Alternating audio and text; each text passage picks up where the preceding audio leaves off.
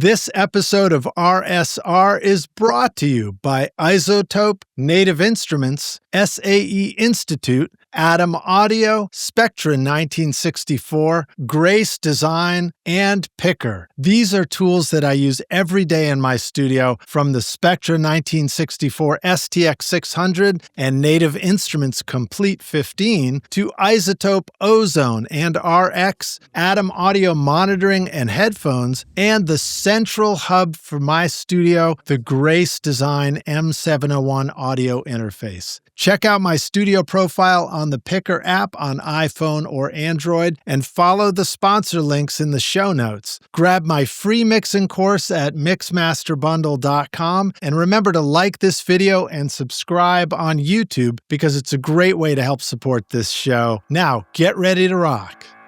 So something crazy happened to me in this world when I was 18. I just graduated high school and I got a phone call. We had just gotten caller ID. So I went to my kitchen and it said Fleck, Béla. And I was like, oh my God, because I didn't know Béla. I got it and it was like, hey, Jon, this is Béla. We have a crazy thing happen. Victor's wife just went into labor and we have a gig tomorrow. And, Roy and Victor say that apparently you know all of our songs. So I was like a Victor Wooten fanatic. Wow. I learned all the songs, all crazy, It was 8 o'clock at night and the bus left at midnight. So I did it. Holy shit. So they was leaving from Nashville going somewhere else? Louisville, Kentucky, Churchill Downs.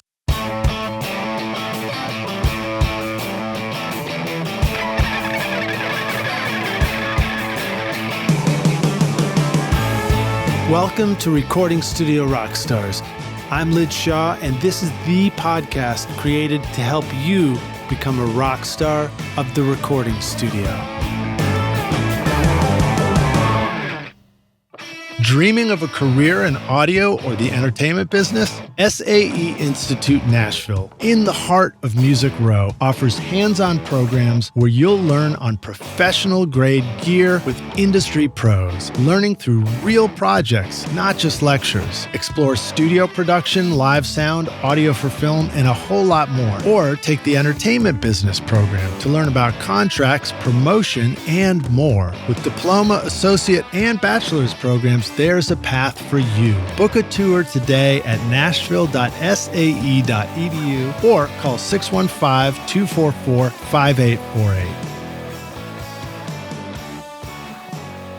Howdy, Rockstars. It's your host, Lid Shaw. Welcome back to Recording Studio Rockstars, bringing you into the studio to learn from recording professionals so you can make your best record ever and be a rock star of the studio yourself. My guest today is Jon Estes, a Nashville-born multi-instrumentalist, producer, and engineer who spent the past decade crafting records from his own home studio. Jon has worked with artists including John Paul White, Robin Hitchcock, Thad Cockrell, Kacey Musgraves, Rodney Crowell, and many, many more, as well as composing and producing for film, TV, and video games. Known for his musical versatility, Jon's as comfortable arranging strings and playing upright bass as he is behind the console, blending classic analog gear like his Mara Machine's 8-track tape machine with modern production tools to create timeless sounds from his Nashville studio. A big thank you to Ian Fitchick for making our introduction. Thank you, Ian. Please welcome Jon Estes to Recording Studio Rockstars. Johnny, you ready to rock, dude? Let's go. This is awesome. Glad to have you here, man. Yeah, man. Thanks for being here. Yeah, thanks for your patience. As I always say on the show, big reveal is it took a lot to get everything rolling today. I don't know why it's harder every time, but it's okay. It just is. It's like the studio sometimes, right? I know you said Murphy's Law comes out, as soon as the people show up. It's did anybody like Murphy? I don't know. What's the story on this Murphy character? I don't know. Did Murphy have any friends? I mean, it's not a good law, if you think about it. Yeah, everything that Murphy creates basically trips people up. And then not only that, but if Murphy shows up, all Murphy can really bring is laws. You're like, yeah. Get out. Yeah, one of the worst characters to ever exist. Okay, let's go. So give us a little bit of an intro, in your words, man. Tell us, you see, I know you play bass. Mm-hmm. I heard you pick up a guitar here. Sounded amazing. I heard you sit down at my piano down in the studio just before we were rolling. And Damn, dude, you sound great. Played my lick. Did you study jazz? Yeah.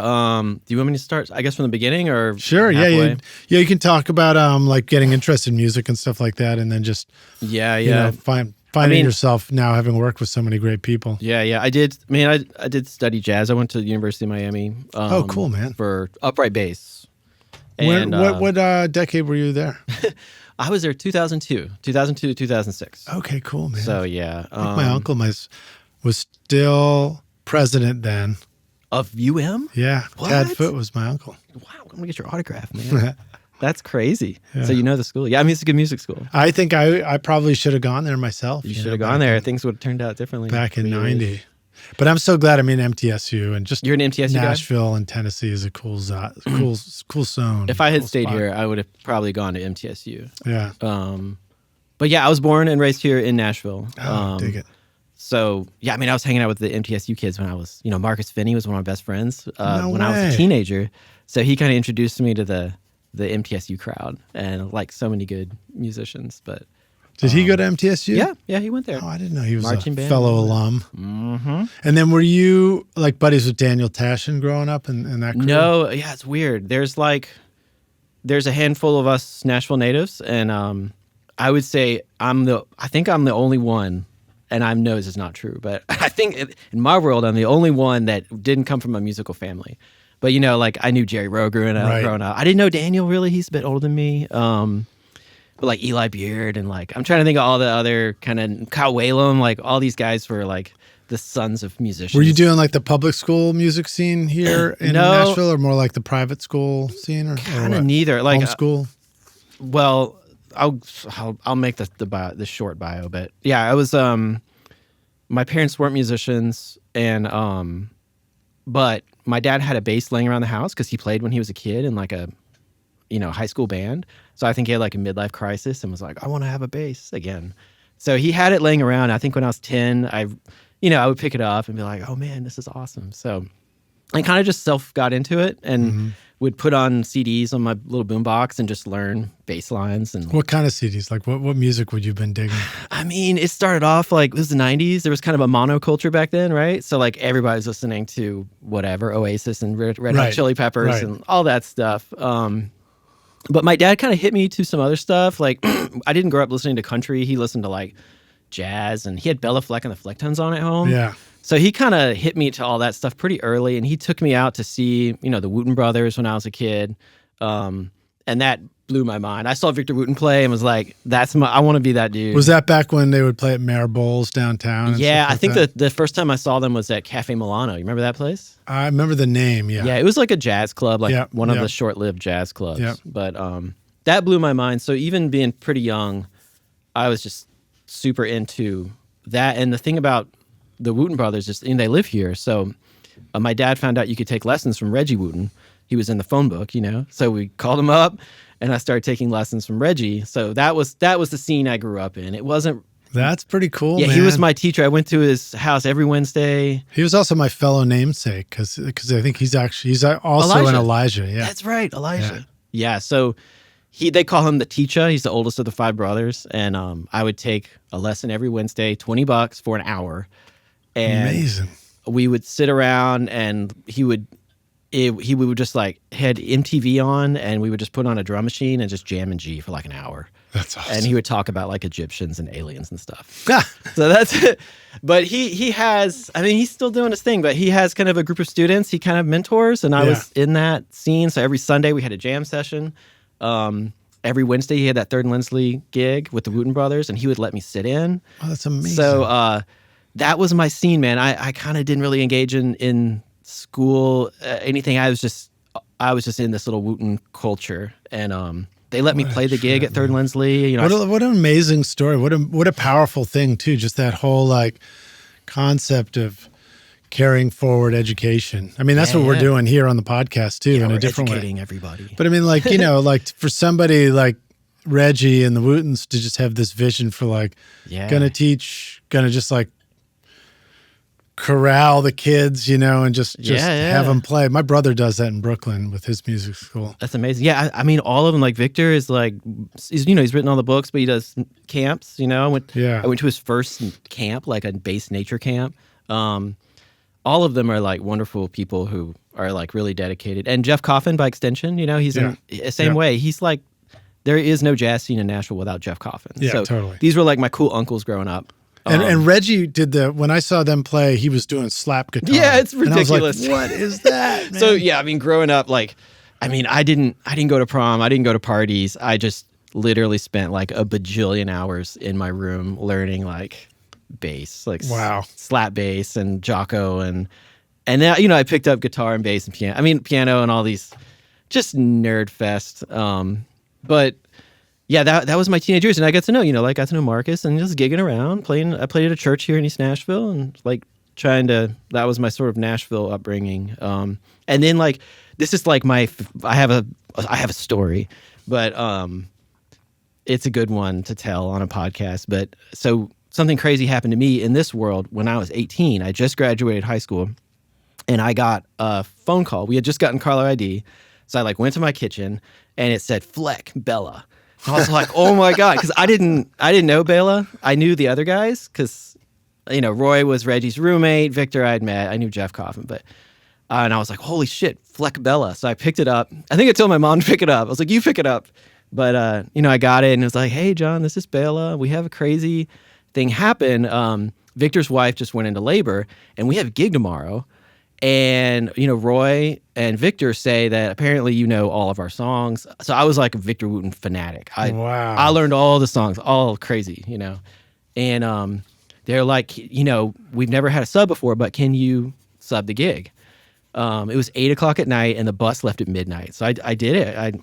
Holy shit. So it was leaving from Nashville going somewhere else? Louisville, Kentucky. Churchill Downs. And it was Béla Fleck and the Flecktones? Béla Fleck and the Flecktones. Wow, dude, you were able to you pulled that off? I guess, I mean, if it's just, that was my life's goal at that point. Just like, I'm going to learn these records front to back, play them a million times. It's just, That's amazing, dude. So I got on the bus, we did a rehearsal, did sound check. I mean, it was crazy. And Victor... Like right before the gig started, Victor managed to drive back. Like the baby was delivered. He drove up, hopped on stage. So I didn't play the gig. But Victor, come on, buddy. I know. No, it's good because I was. He heard that your rehearsal went too well. It did not go that well. But I was nervous as crap, rushing like. Dude, that's like the most nerve-wracking thing in the world. But what a bold move. What a bold life move for you at that point. Yeah, I mean, I was psyched. But they did bring me up for 3 songs. And we did like dueling basses back and forth, and the audience went crazy. Did both you and Victor like do your slapping and like detune all your strings? Oh yeah, he would do a lick and then I would do it back, and the audience was like, "Oh my God," it's so stupid. But but that's my story. And then so that was like, if your goal in life is to be Victor Wooten, that was peak. I got to do it, No doubt, dude. I feel like I just reached peak just by interviewing somebody who just told that story. But it's a silly goal, and one cool thing that happened is on the bus ride back, Béla kind of gave me like a little heart-to-heart in the back, like a little, hey. And he told me 2 things. The first one, he told me that I rush, which is funny. Like, he was like, you rush. And I was like, oh, damn. But he was like, that's good. Most people rush. He was like, I rush. And then if you learn to rein it in, then you will play with energy. I was like, right. okay. Oh, that's interesting. So my life. How old were you at that point? 18, yeah. Wow. And but the main thing he told me was, he was like, it's cool, you can sound like Victor, but you have to do your own thing. And I knew that, but it was good to be told it bluntly. Yeah. And so this is the thing after that, I was set to go to the University of Miami. They gave me a bass scholarship because it was the only school you could get into playing electric bass. Mm-hmm. So I was set to go there, and then that summer, right after that event, I bought an upright bass. And I kind of quit electric bass. So I showed up at Miami being like a terrible upright bass player. It's like the worst guy in the school. And I kind of put electric bass away for a while. And definitely since that day, I have not done any of the Victor stuff. So people are always like, John, take a solo. And I'm like, next.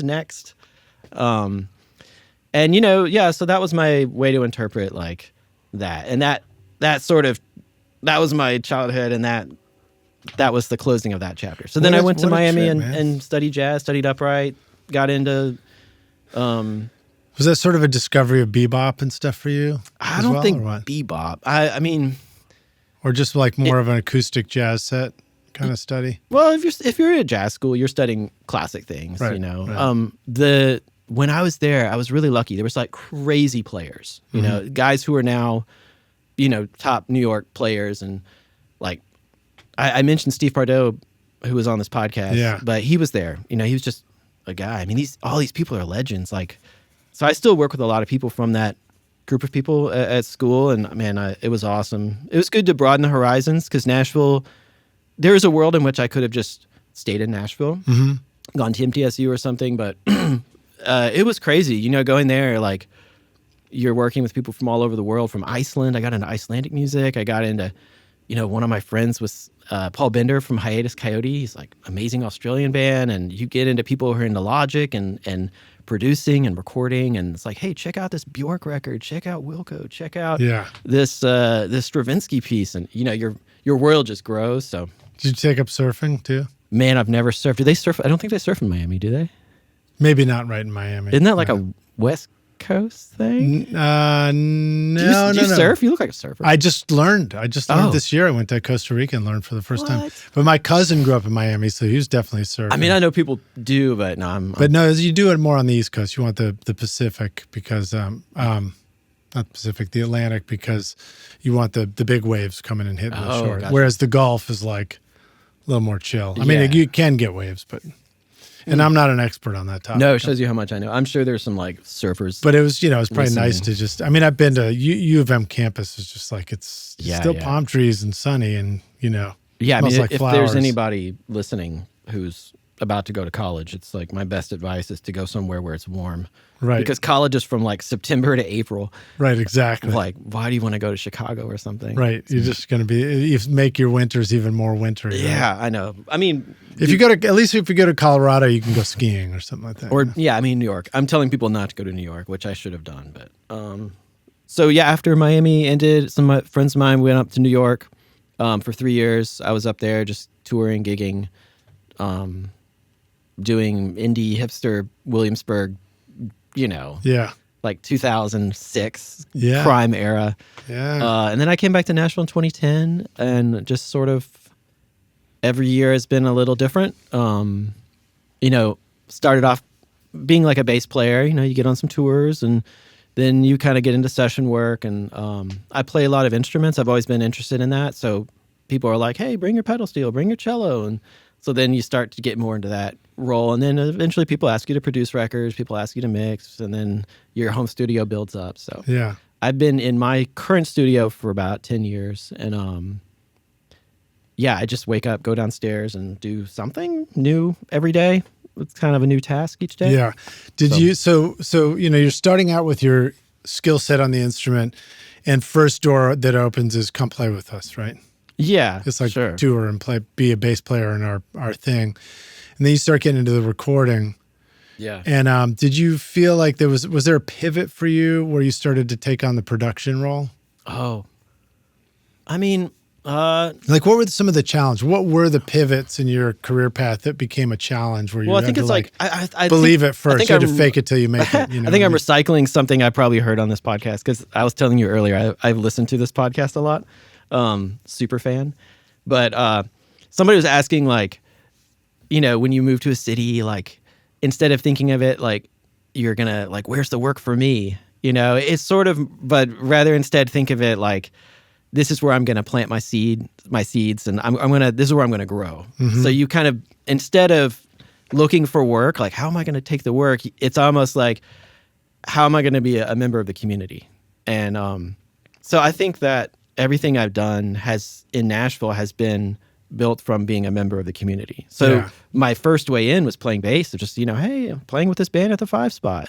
And then, you know, that leads to hey, why don't you play pedal steel with us too? And then someone sees you, hey, come on our tour. And then, hey, why don't we go in the studio? Oh, I missed that. Or you maybe even said it. You play pedal steel. Yeah, totally. Dude, you play everything, man. I don't make music with my mouth. Yeah, but you are right now. Rock stars, if you want fresh song ideas, Complete 15 from Native Instruments has the tools to kickstart your creativity. With Contact 8's Chords tool, you can generate and customize chord progressions instantly for songwriting. And the Phrases tool gives you ready-to-go melodic inspiration right at your fingertips. With 165 instruments and over 150,000 sounds, Complete 15 helps you turn blank pages into music. Pair that with a Complete Control keyboard or machine hardware for seamless integration and hands-on control. Go to nativeinstruments.com and use the code ROCK10 for 10% off. Pedal steel is that's a tricky one, man. Yeah. I play it like a bass player. I'm pretty simple, Which maybe is good when you actually have somebody playing pedal steel on your session. Maybe it's like... Yeah, I mean, most people just want like the 4 licks, so that's fine. Yeah. My big first influence was like Daniel Lanois, and he was kind of like, he approaches the pedal steel like, this is too complicated. Let me just use 2 pedals and tune it differently so it's very simple. Run it through an Echoplex. Yeah, right? It's like... and play it through an AC30. Oh yeah, I mean he makes crazy... and retune the strings. Yeah, I mean he gets rid of all the like traps that you could hit a wrong string. Yeah, because the tuning of a pedal steel is very discordant if you just play it from top to bottom. So anyways, that's a tangent. But I think just being a member of the community and then being in bands gets you in those scenarios. And then I never wanted to be a producer. I think just people at some point ask you to. It's sort of just like, hey, can you record drums at your house? And it's like, yeah, let me make a few phone calls and borrow some headphones and some mics. But I definitely realize it's something I'm suited for. And I came up as a session musician, so I've learned by watching, this. I really like how that person produces. I don't like how that person produces. And you kind of like, you get a chance to like learn. And then I think by playing a lot of instruments and having a studio sort of makes you suited for that task. That's sort of what a producer is these days for a lot of people. Yeah. I've really enjoyed learning how to play other instruments because it's opened my eyes to how they work. Yeah. You know what I mean? Yeah, I mean, it's like, it was always weird to me working with producers who were not musicians, which is like great. And there are great producers. That's sort of like, I call that like the 90s style because they're producing bands. So you're like Rick Rubin or something. It's like the ultimate model for that where he's fantastic at just being the guy to tell a band to create the taste and steer them in a way that's different. Right. But it was always... Probably, if he heard that, he'd be like, don't accuse me of steering a band, Oh, yeah. I'm actually reading his book on creativity. Oh, yeah, I'm sure. It's all very like, you got to watch the butterflies more often. Yeah. Stuff like that. I love it. I mean, I have nothing... I know people like will bash him or whatever, but making a hit record or making a hit song again is like let's see you try that. Right. Like I have nothing but the highest respect for anyone who has made a hit record. Yeah. As so it's like there's something going on there. But it was always weird to me working with producers who it's just sometimes it's like they don't know how to speak the language. So it's like they come out and be like, hey, what if it goes to this different chord? And then you spend 30 minutes chasing down like the 6th chord, right. So I don't know if they answered that question, but what was my question? I guess it was about like pivoting to production yourself, and how you get there. Yeah, I don't know. People just started asking me. Yeah. That's all. Yeah. And then it's still a wishy-washy world. Sometimes I'm producing where you don't get credited for that, or maybe it's very loose sometimes. Right. It's like, hey, I played all the instruments on your song and like made that bridge, but I'm not a producer on the track. Right. I think Ian was saying that is like Ian Fitchick, it was like one of the ways that he got into producing is because these producers were asking him to play all the instruments on the records. Yeah. And he's like, wait, I'm basically producing, Right. So it was just like a similar thing where it's like, hey, I'm playing all the instruments on your track. Shouldn't I just do the next record, So I guess the producer might have to also like, get on the phone and talk to the label or something. So yeah, I mean, sometimes there's those elements. I don't want to I sound like I'm talking bad. I think there is a world for every type of producer, and that's like wonderful.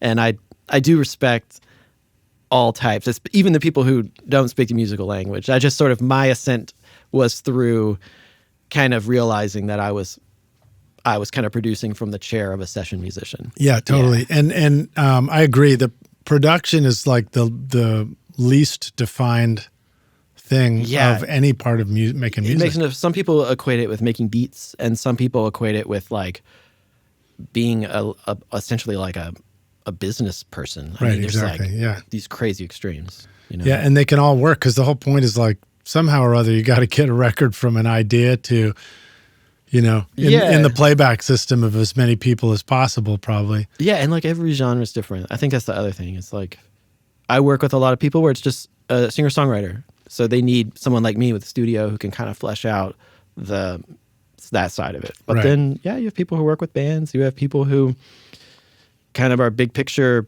hire the right people, producers, and I don't know, man. Well, let's talk about the singer-songwriter thing and helping assemble a band around them, or helping, create the studio environment for them to do their song. Yeah. What are some key things that like seem consistent, like approaches to it that all singer-songwriters seem to appreciate? Is it like, and what are the things that when you do put a band together, what sort of things do you find that singer-songwriters respond to, either positively or negatively? Yeah, consistently. Oh, that's weird. It's a weird question because I sort of, especially as I get older, I don't really like hire. I mean, maybe it's because I come from the world of like really small budgets. Yeah. But my ideal is just kind of like me and a singer-songwriter. Okay, cool. Yeah. I kind of like doing everything. Yeah. It makes it easier for communication. I mean, it's like I've noticed that when you're jamming, it's like two people can jam because you can pivot instantly. Yeah. But as soon as you do three people, it's like you're more likely to get stuck on I mean, there's one thing for a long time. I definitely do all these scenarios because a lot of times a band will come in or an artist will be like, here's our band. And, and I love playing in real time with musicians. But if someone were to come to me and say, hey, can you produce my record? I really like working one-on-one. Yeah. It's just, I don't know. You don't have to tell someone what to do. You just, right. And that's, the less you can talk, the better. Yeah. So sometimes just doing it. Talking is for podcasts. But yeah, like I hate sessions where it's just people are just talking and talking and talking. Oh God. Can you imagine if we were doing a podcast where you weren't allowed to talk? That would be great. Let's just play music. What do we do? Oh yeah, that'd be good actually. Well, except that then you get flagged and all of a sudden you're copyright infringement. What do you win? No, there's something really sacred about about just playing music and allowing that space for the music to happen. And the bossy producer is sometimes talking too much, and you're like, hey man, can you just let us play? The talkback mic is just like, boy, that's a tough one. I remember, because I come from the engineer seat first and then more into the production because that's where I always wanted to be. And so I had to learn, that talking too much on the talkback mic is just a killer. It's a session killer. Yeah. Especially the more I started becoming a player, I'm just like, good Lord, are we just not rolling already? Like, yeah, I mean, for me to have a conversation just before we do a song means I just forgot what the groove was going to be. Yeah, I mean, if ask session musicians what kind of producer they like, and they're just going to be like, oh, someone who lets us do our thing. Yeah. And like gives us the freedom to come up with stuff. And there are, I think, like some of my favorite producers are like that. Like Ian's like that, Daniel Tashin's like that. And then there's people who can give you like very directed advice, and it's great. It's simple and direct. Like Paul Abersol's like that. You know that guy? I know the Abersol who did the jazz thing. Oh, that's Jamie Abersol. Abersol. Paul's he's a producer I work with a lot. He's from Memphis, and he did all like the Sister Hazel and like 3 Doors Down. He was kind of known for that. I don't know. He's a great producer, and he's someone who will come out and he's just like, John, no, I want you to do this. Boom, boom, boom, boom, boom, boom. And you're like, got it. And that's it. I like that too. Yeah. I like communicating that way too sometimes because like the more you can do the goof dance in your communication, I find that's helpful too. You know? just focused and direct. I mean, everybody's different and they have their plan of attack. And but yeah, I like the one-on-one these days. It's cheap. It's easy. Yeah. You don't have to fill in paperwork, you know. And I mean, I produced a song a couple weeks ago, and it was like, you know, major label thing, and oh my god, the paper trail is crazy. Like having to get everybody's W4 and W9 and having to get the AFM card turned in, and it's like I never want to hire musicians again. Sorry, musicians, not your fault. No, I mean, God, but yeah, that was a stupid thing to say, but there's a beautiful simplicity in keeping your operation small and your right. I come from the world of small budgets. So what is it? Brian Eno said good records are made on small budgets and tight deadlines. Nice. So I like that. I definitely come from that world. I'm just like, keep it simple, keep it small. And the nice thing about doing, you know, just one-on-one production like that is the moment you do something and you get the impression from the artist they're not feeling it, you can throw that idea away so fast. Oh, and go to something different, yeah. right? I mean, try everything. You know, I mean, so many times it's like, yeah, you try drums and then they get muted. It's a good thing we didn't hire a drummer, you know? Right. So yeah, I mean, so let's talk about I liked process. Yeah, process a little bit. Back to that, like one of my big heroes is Richard Swift. I always think of Richard Swift. Oh, I'm so sorry. That guy. You don't want to kick that guy. That's me, man. I'm That's sorry, me man. and my camera. Richard Swift was always a hero of mine. I don't know if you know him. Famous producer, passed away. Yeah. I don't know tons about Richard Swift, but I know his name for sure. Yeah, and I never got to work with him, but I always thought it was so cool that he would make these amazing records with just him and an artist. He'd play everything. What were some of the artists in the records? I mean, like Foxygen, but like I really came to him through like this Jesse Balin records. Okay, like, great. Yeah, I mean, he has his solo records. He has a whole huge, amazing discography that's like a Damien Gerardo. They're like indie. He records on cassette and he's wacky, really bold. That. But he's sort of like one of my North Stars. Is like, I love that concept of, you know, just him and an artist. He plays everything. Love it. Anyways. Yeah, I want to do more stuff on cassette like that. I mean, did you ever get into Ween? Oh yeah, I they were doing a lot of 4-track records early on. Man, I never got into cassette. I think you're Gen X, right? And yeah. I'm very much like a millennial, and I think I was born just a little bit too late to get into the cassette thing. Yeah. So you had all these great digital tools. I'm like Digio 2. Digio 2, right? Exactly. That's my inbox Digio 2. Which is, I mean, that's a hell of a way to start too. But just a few years, like the guys who are girls who are 45 and up now, they're like, they grew up on like the 4-track and 388s and stuff. Right, but then you get that in between where like people grew up on the Roland VS 880 and 1680 and the Roland VS 880 digital all-in-one. Victor Wooten recorded all his records on a Roland VS 880. See, there you go. With the reverbs, built-in reverbs and everything. Oh yeah, yeah, that's crazy. Yeah, those are cool. And then you just like when you're done, you literally mix down your song, and then you just hit burn a CD, and a little CD pops out, and you go put it in the car. And that's wacky.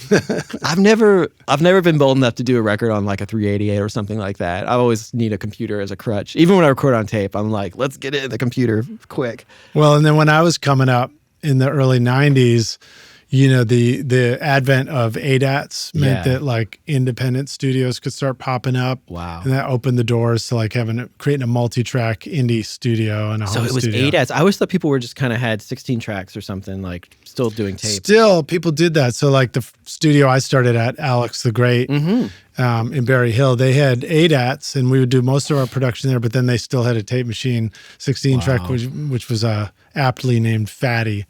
So we would track to Fatty and then transfer to tape. Dude, Alex the Great is still rocking. Some Robin Hitchcock was just there last week recording. Oh, that's amazing. With some friends of mine at Alex the Great. Was he? He was working with Brad. Yeah, that's right. Oh, that's right. Because Brad's mixed. Oh, yeah, we're gonna be talking about that. Brad's coming on soon too. Oh, cool. I don't know Brad. Yeah, I don't know him. Brad's great. He and Robin Eaton were my two mentors to start. You know, and I learned just a ton from those guys. Yeah. Yeah, my hot take on Nashville, like as a native, you know, like, do you like all this, the way Nashville's developed? Like, I don't really care. But I wish every studio would be like preserved. Yeah. I don't want Alex the Great and Club Roar to ever be torn down. That's awesome. It's like, what was that studio in Dickerson? The one that James Brown recorded at? It was like I'm not sure. George I know Jones. There was a studio in Dickerson, fairly far north. It was like I'm trying to remember the name of it. It was like a famous studio. Oh gosh, all these country buffs are gonna kill me for not naming this, but it was a label. I think King and a lot of famous country records were made there. George Jones, all these people, and then weirdly, actually, James Brown recorded Sex Machine there. Oh no way! He was on, is it King Records? But after a show in Nashville, they went and recorded those 4, I think, singles from that Sex Machine EP in Nashville on Dickerson Road. But anyways, they tore it down. But I'm like, preserve all the studios. Yeah, no doubt, man. No doubt. Do you know about Cinderella Sound? Wayne Moss. Madison, yeah. My buddy John Radford has made it his life's mission to like get in with Wayne. And, that's great. He's like their drummer, and he's always telling me about Cinderella. It's a great studio, great sound, great console. It's an old Fleckinger board. Fleckinger, that's right. Yeah, and so there were records. Area Code 615 was done there. Barefoot Jerry Records. Yep. And Linda Ronstadt Silk Purse was done there. And when I go listen to that one, just listening sonically, I was like, holy shit, the drums, like that crunch on the drums and everything. Yeah. That's that Fleckinger It's cool that those studios still exist. Yeah, I was in that band Steelism in Nashville for a while. Cool. That's going to ask about, working with those guys. Yeah, and Area Code 615 was kind of like our model. Yeah. It's like an instrumental band who is the backing band for other bands. Yeah. So, yeah, I mean, and it's crazy. We've had, I've gotten to play with Wayne and Mac Gaden and Charlie McCoy. We had to play harmonica on a record. I mean, it's crazy. Those guys are still. I mean, I think Mac passed away. And then Buddy Spiker. Buddy Spiker. Is he still with us too? I heard him. I don't know. When I used to take my fiddle down to the I guess it was called the Fiddle House, right, in East Nashville for a while, and I do the circle, sit in a circle and learn old time or bluegrass. And I think it was Buddy who was.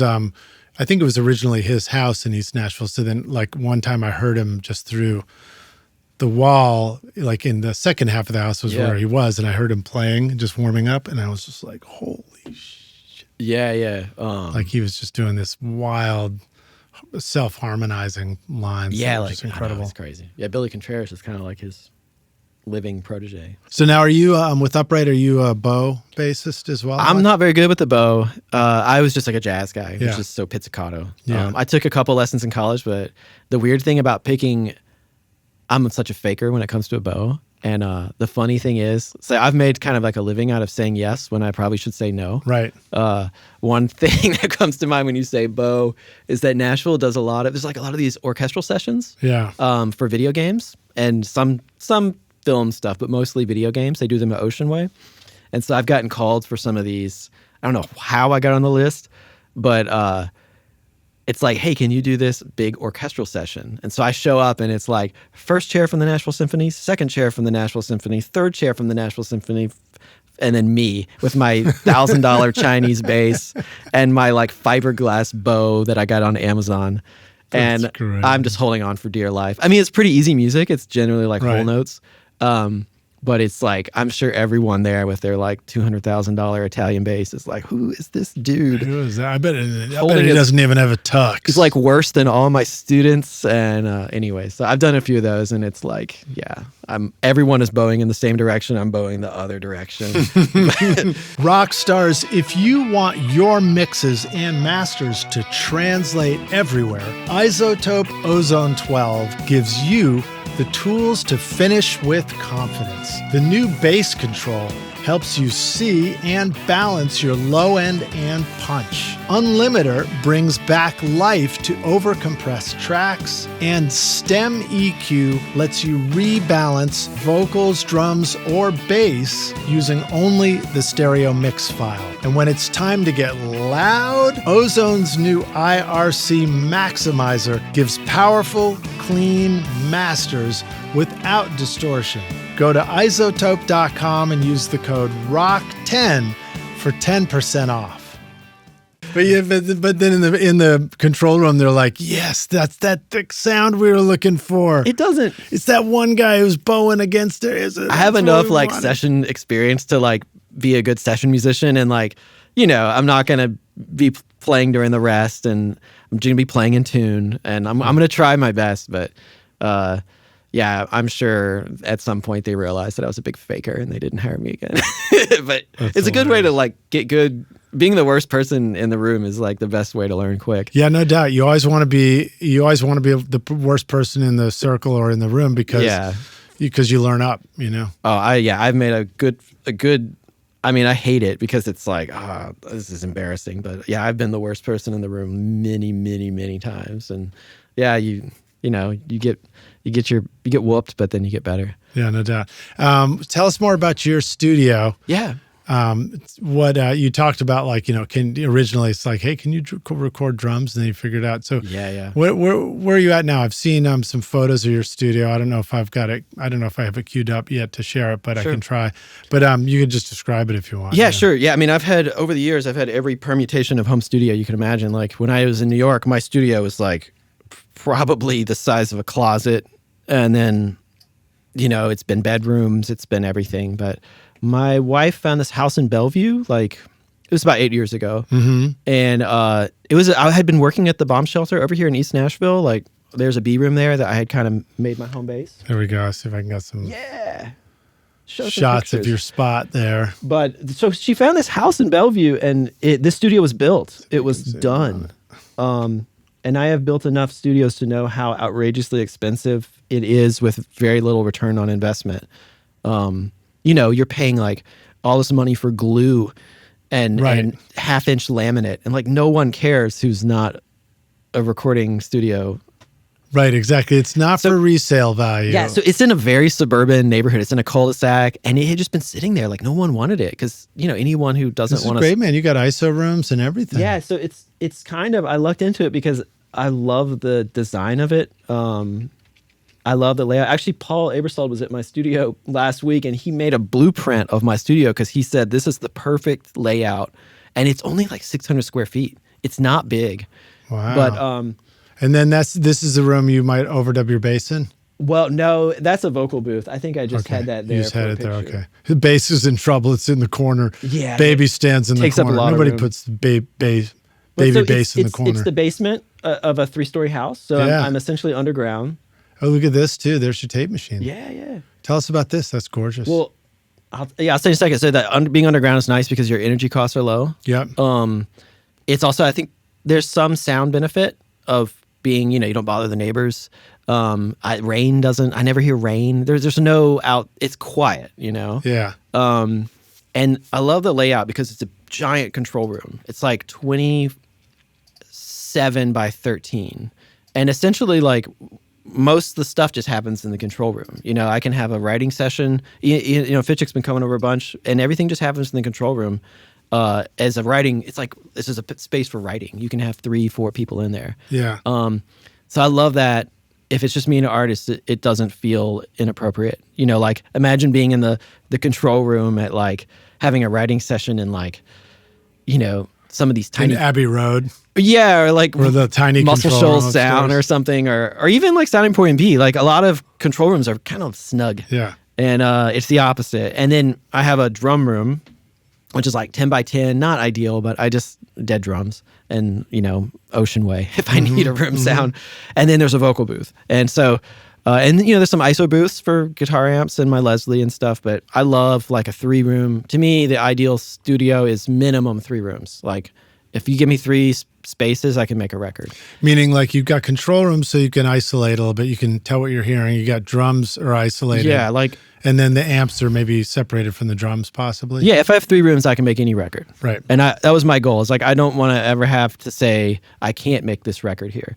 And you know, like, let's say there's a lot of times there will be a songwriter, you know, let's have a singer in a booth, and you have a drummer, and then maybe you have me out in the control room, and then maybe a guitar player, or maybe that person's playing an acoustic guitar. Yeah. But it just allows for any sort of record to be made because things have to be isolated these days. It's cool to say, I'm just doing this all in one studio, in one room, but in the real world, that breaks down fast because you get drums in your vocal mic, and you get bleed between drums and the acoustic guitar. It's really hard to get like every scenario. And upright bass is one of the tricky ones. I've noticed it's very difficult. Upright bass, in my experience, requires a very hot gain on a mic. Oh, yeah.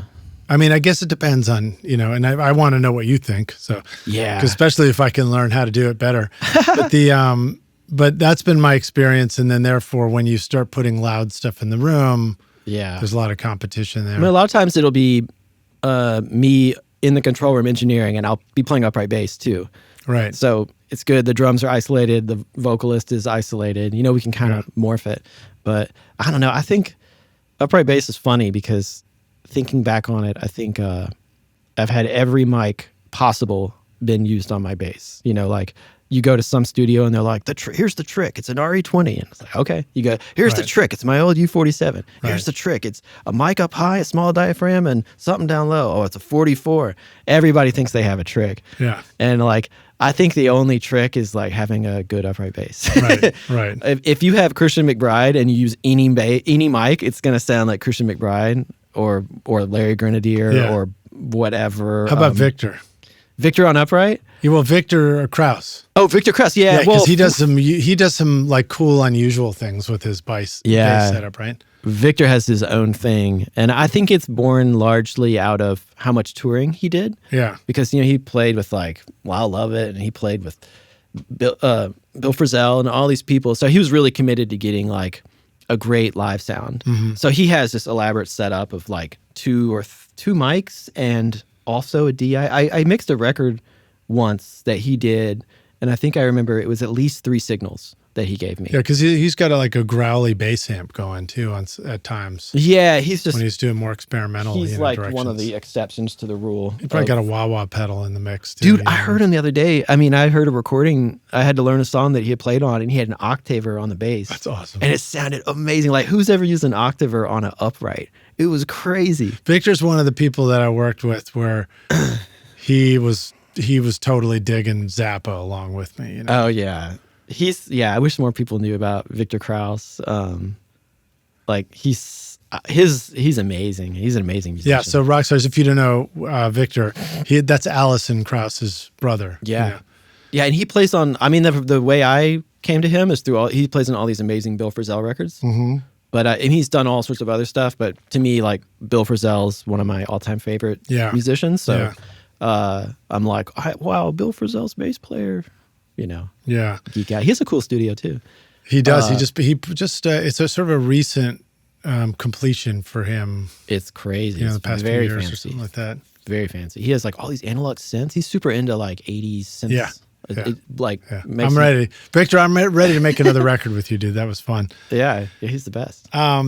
Okay, cool. So let's talk about one of the credits that's on your credit list. Oh, yeah. That I'm just like, oh man, we got to talk about that. Robin Hitchcock. Oh yeah, Robin Hitchcock. Tell me all about Robin Hitchcock, dude. I'm so psyched that he's like super on my radar these days. Cool. I love the fact that he's come to Nashville. Yeah. And I just been really having a blast rediscovering his music too. Yeah. So were you like a fan when? Oh hell yeah, dude! Like of course, Balloon Man. I mean, I'm probably not going to. So yeah, this is another difference between you and me. Like, you're just a few years older than me, so like that Gen X thing. Yeah. Like, my uncle was a massive Robin Hitchcock fan, and I like am embarrassed to admit that I got the call to play on his record, and I didn't really know who that was. I think it just missed me like by a few years. I got called to interview with Adrian Belew, and I kind of knew who he was, but I kind of didn't. Yeah, it's okay. I mean, I think I missed out on a lot of like 80s culture, like early 80s culture. I think I came to like 90s culture. Here's another good one, man. Here's another good one. I was producing an album, and our partner, who's he's a manager. Yeah. He said like, hey, we could get Michael Brower to mix this. What do you think? And I was like, oh, cool. I was like, yeah, could you maybe like get a demo reel for me or something to check out? Can you imagine? Like, can you send me some things we worked on? Sorry, Michael. Michael's now done 2 interviews. Oh my God. But that was my introduction. I just didn't know who he was yet. I mean, it is kind of sad that like, I mean, I know because I'm a nerd, but most mixing engineers, especially famous ones, like no one knows who they are. It's a super sad profession with like, unless you're a recording studio rock star and then you're supposed to. I know, but yeah, even the top people like Serban or Manny Marroquin or Spike, whatever, like people don't. Yeah, because we live in caves. People don't know these people. It's strange. But I mean, they get paid a lot of money. That's the good thing. But yeah, it's kind of a thankless profession in a lot of ways. But Robin, yeah, so I had been working, this is like back when I was more of a session musician, going out to other studios. I've been working a lot with Brendan Benson, who's like guitar player in the Raconteurs. Yep. And he used to have a really cool studio and be a really great producer. He was kind of one of my idols, like who I've tried, I saw what he was doing. I was like, I want to do that. Like, he has all this amazing gear and he just gets to make records all day. What a cool life. You know? And Brendan is a cool producer, and I think Brendan was like a massive fan of Robin's. So somehow they hooked up and he was producing Robin's record. So I had gotten the call. John Radford was playing drums. It was like John's awesome, dude. We were a unit back then. We played in Steelism. We played in all these bands. And so, yeah, we did a few weeks with Robin. And I remember looking up, you look Robin up on the internet. Hey, who played bass on his last record? It was John Paul Jones. Oh, I was like, oh my Lord. Hey, let me just check out who played on this song. It was John Paul Jones. It was like, I was like a massive Zeppelin fan when I was a kid. I mean, like, what is this? You're literally stepping into his shoes. What is happening? But I'm really proud of the record we made. It's just a rock record. Robin's good at that, man. Yeah, and it's like Brendan's good at this too. Brendan's great at recording guitars, and it's like Robin's guitars on the left, and what is her name? She's from Australia. McHugh. McHugh, is that her name? Yeah, Ann I know an Ann McHugh. Yeah, she was playing guitar. I haven't seen her since. That's 10 years ago.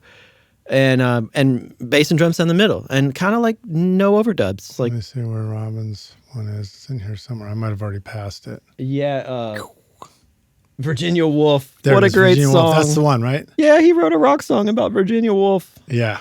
And Sylvia Plath.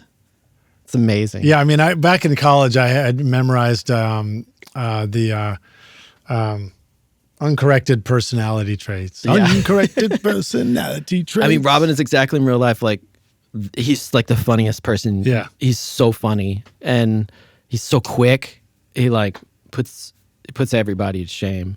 And he's funny dude. Like, he remembers everyone's birthdays. So like, he's really into zodiac signs. So I saw him. I hadn't seen him in like 5 years, and I saw him after the pandemic, and he was like, "Oh, John, how's your daughter? It's her birthday next month, isn't it?" I was like, "What? How do you remember that?" That's amazing. He was like, "Yeah, March the 5th, right?" I was like, "What?" But it's a cool record, and it's like, one reason I like that record is because, especially now these days as a bass player, you are like limited because of how much stuff there is, especially in Nashville. There's like guitars and synths and keys. And so you're kind of relegated to playing the low notes, or even getting a 5-string to play even lower notes. But the cool thing about that record is it's just guitar on left, guitar on the right, bass and drums down the middle. And like, that gave me a lot of room to play. Right. And so there's like really busy, ridiculous bass all over that record. It's fun. That's fun. Also, Brendan mixed the bass so loud. Like, I think I ran into him a year later, and he was like, "Oh my God, I mixed the bass like so loud." You're like, yes. He's like, "I can't listen to it. I should have had a sub in my studio, But hey, whatever. It's cool. Hey man, he was probably just responding to how badass your playing was. No, not at all. I think it was a mistake. But it's a cool record. Like, it's just just a full-on rock record. And we also did, Robin's partner is Emma Swift. It's like a really great artist from Australia. And right around that time, we did a record too for her, and that record I love. It's all Bob Dylan covers. It's called "Blonde on the Tracks" because she's blonde. I think I saw that. I went and checked out her music, and I think I just had stumbled on Robin on Facebook. Yeah, and he was talking about her music or something like that. So it was cool, and it was a weird, terrible session at some studio off of Dickerson that was like, I think it was one of those studios you could get for like $300 a day. Really rough at the time. I remember all the headphones were just connected on like one cord that just led to the next, which led to the next. And it was just like, I remember like, we're all on one mix. There was no bass in the headphones. Right. So I remember I used a hollow body and just kind of had the headphones like dangling off my head so I could hear my bass kind That's of funny. acoustically. Yeah. And I just remember thinking like, there's no way this is going to turn out. Robin was playing acoustic guitar, like just rushing. He rushes like mad. Yeah. And Radford was playing drums. I think there was one overhead and a kick and a snare. And I remember thinking like, oh my God, this is like, what's this going to sound like? But he gave it to Pat Sansone, who's Pat's great. Yeah. Man. So Pat's like my hero, keyboard player in Wilco and guitarist, multi-instrumentalist in Wilco. And Pat just like turned it around and made it the most beautiful record. And it's like, I love that record. And it did well by Australian standards. That's cool. Pat named my studio.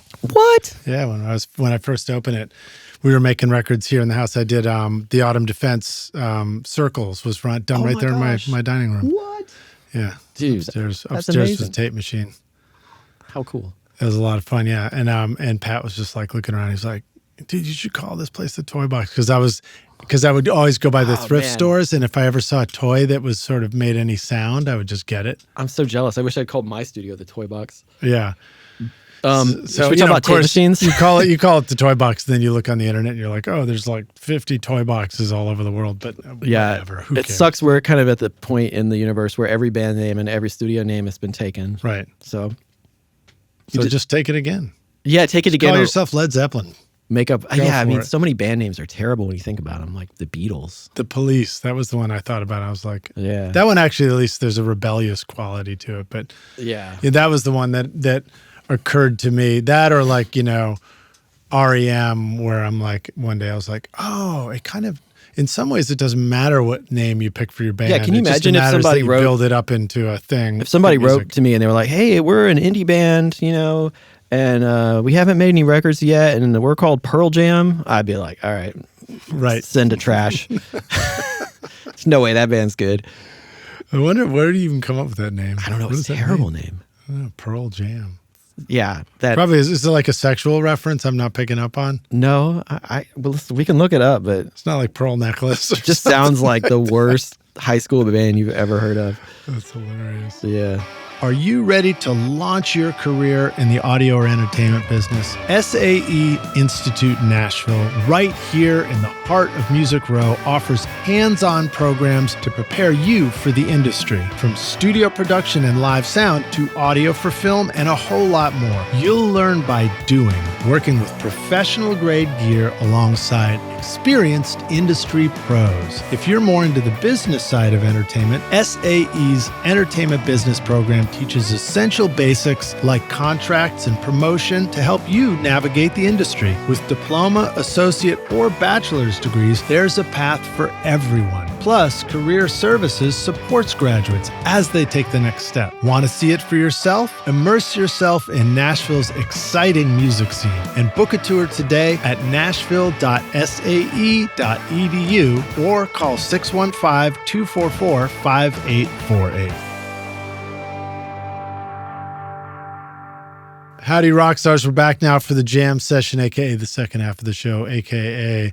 John, my new super fan. What should we call this second half of the My show? new super fan. You just said that. Well, I'm also your new super fan. Oh, now you say that.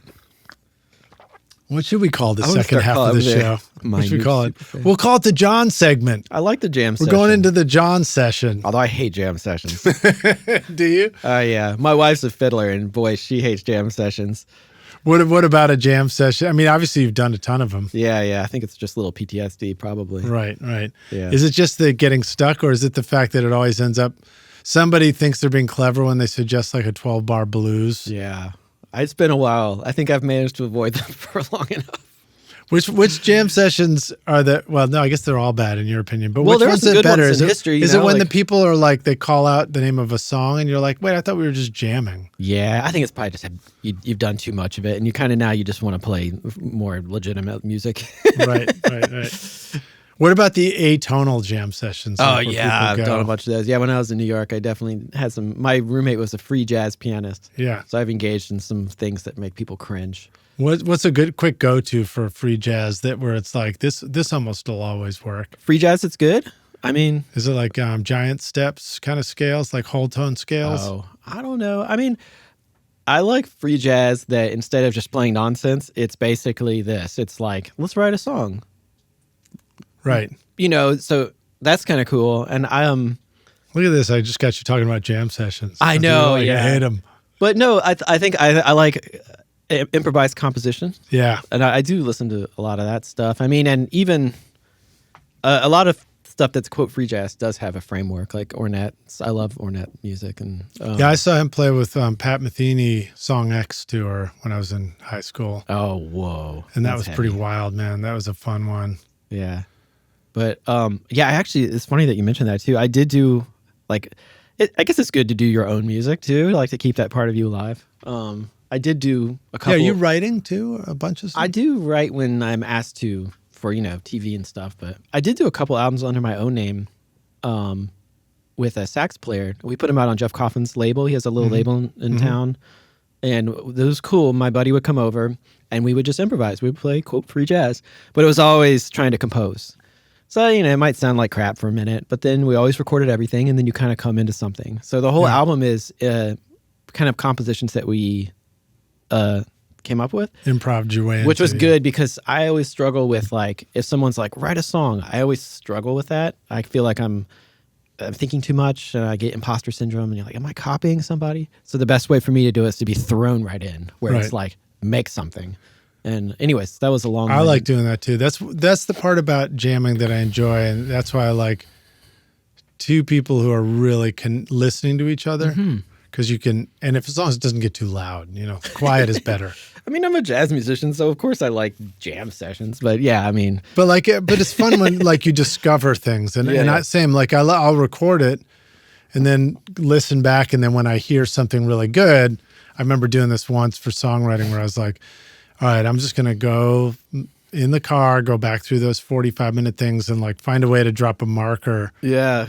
and then I could go back and like pull those sections out and like develop them into songs. Yeah. And- I mean, it's all the same.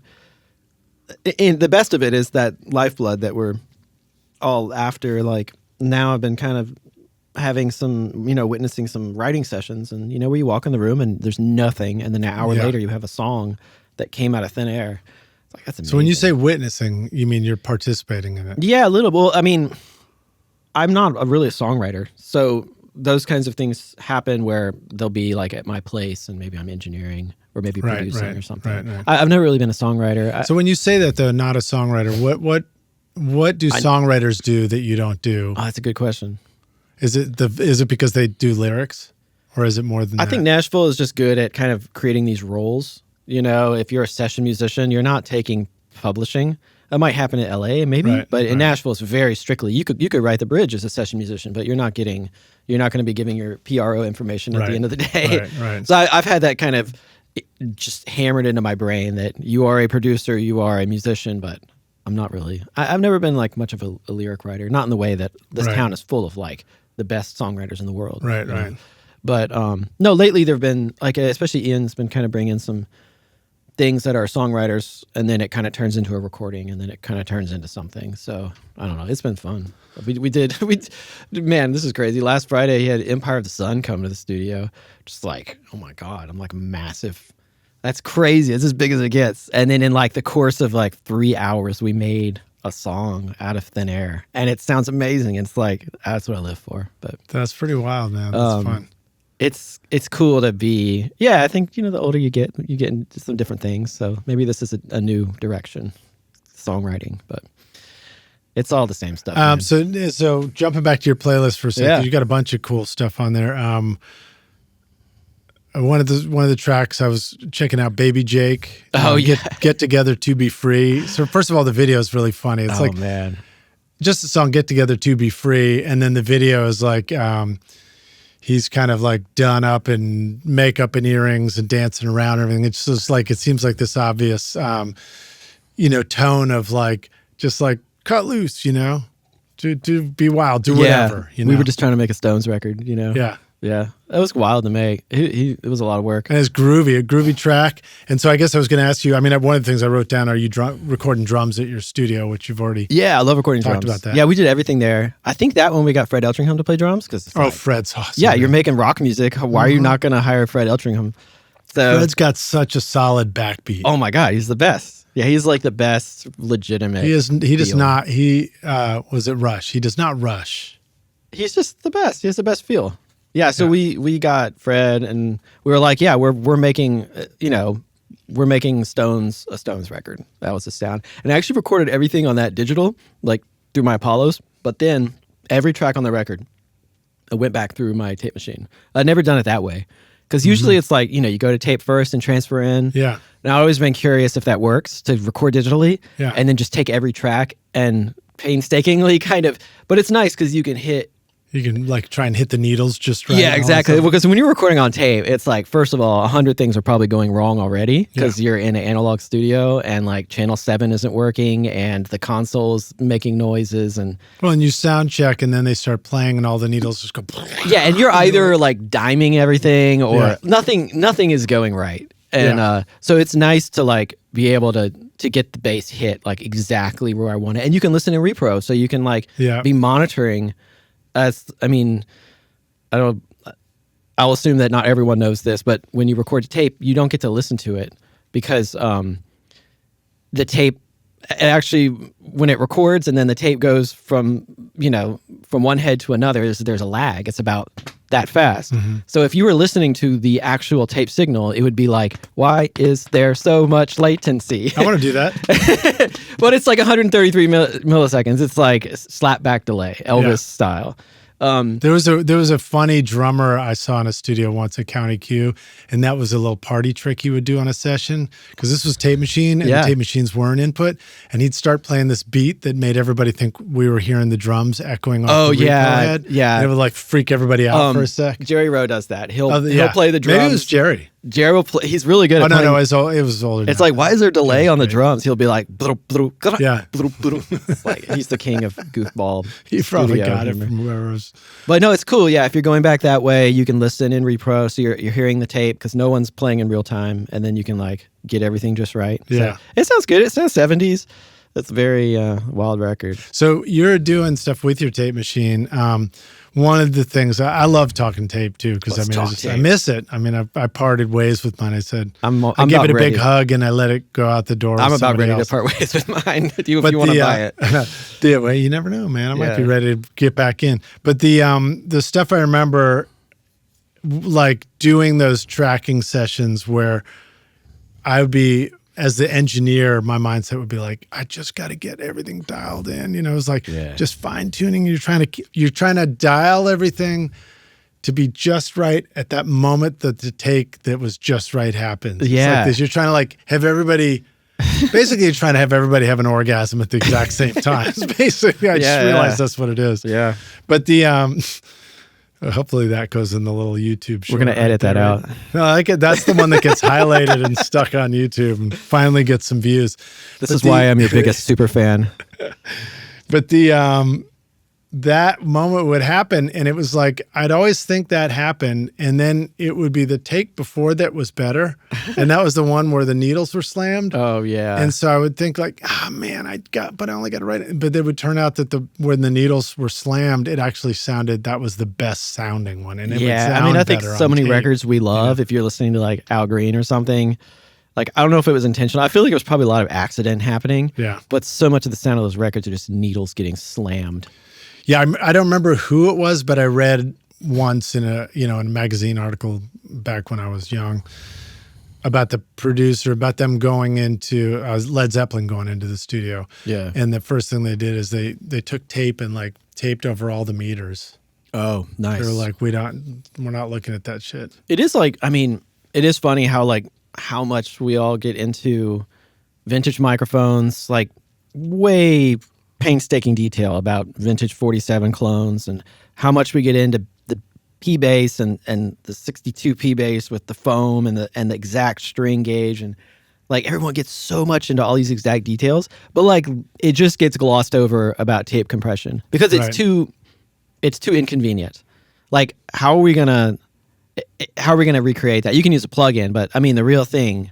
But those records, like tape compression is like everything, and then all the bouncing, like how long it sits on tape. Also, then maybe it got moved from one reel to another. Maybe it got mixed down a 1/4 inch or 1/2 inch. I mean, so much tape compression is happening, and then mastering is like. But yeah, it's like we get really obsessed with Neve preamp, and it's like it doesn't make as much of a difference as like slamming the meters on an Ampex, you know? Yeah, or just playing the right note. Yeah, playing the right note. Or playing the wrong note. Maybe that's what you need sometimes. Yeah, but tape is a love-hate relationship for me. The older I get, the less I use it. But yeah. I did, like so I said. This is what I would say to you before if you're thinking about maybe moving on from it. First question is, do you have an analog mixer in your setup, or is your Apollo and your like window to Pro Tools, is that kind of your only way to record and listen? Well, I'm Logic. I'm a Logic boy. Okay. So I love bashing Pro Tools. It's one of my favorite things. Love it. I'm the one guy in town. But so, yeah, I mean, I used to work at the Bomb Shelter, and Bomb Shelter is a studio in here in East Nashville that is like famously the place to record all analog. Right, it's like set up for that. Dialed in. Andrea, where are you? One of these days you're going to be on the show. You should, yeah. Or Drew also is a great engineer over there. Yeah, I'm just waiting on Andrea to book it. Anybody. But they all like, and I'm not an expert by any means, but working over there, I quickly kind of had to figure out at least how to get stuff working. Yeah. And you know, it's great. I learned about what's it like to record a tape? What does it sound like? But like I said, I'm no expert, and when I got my own studio, I got a tape machine just to kind of carry on that part of me that learned how to record a tape and enjoyed that sound and to have it for the artists that I've been working with.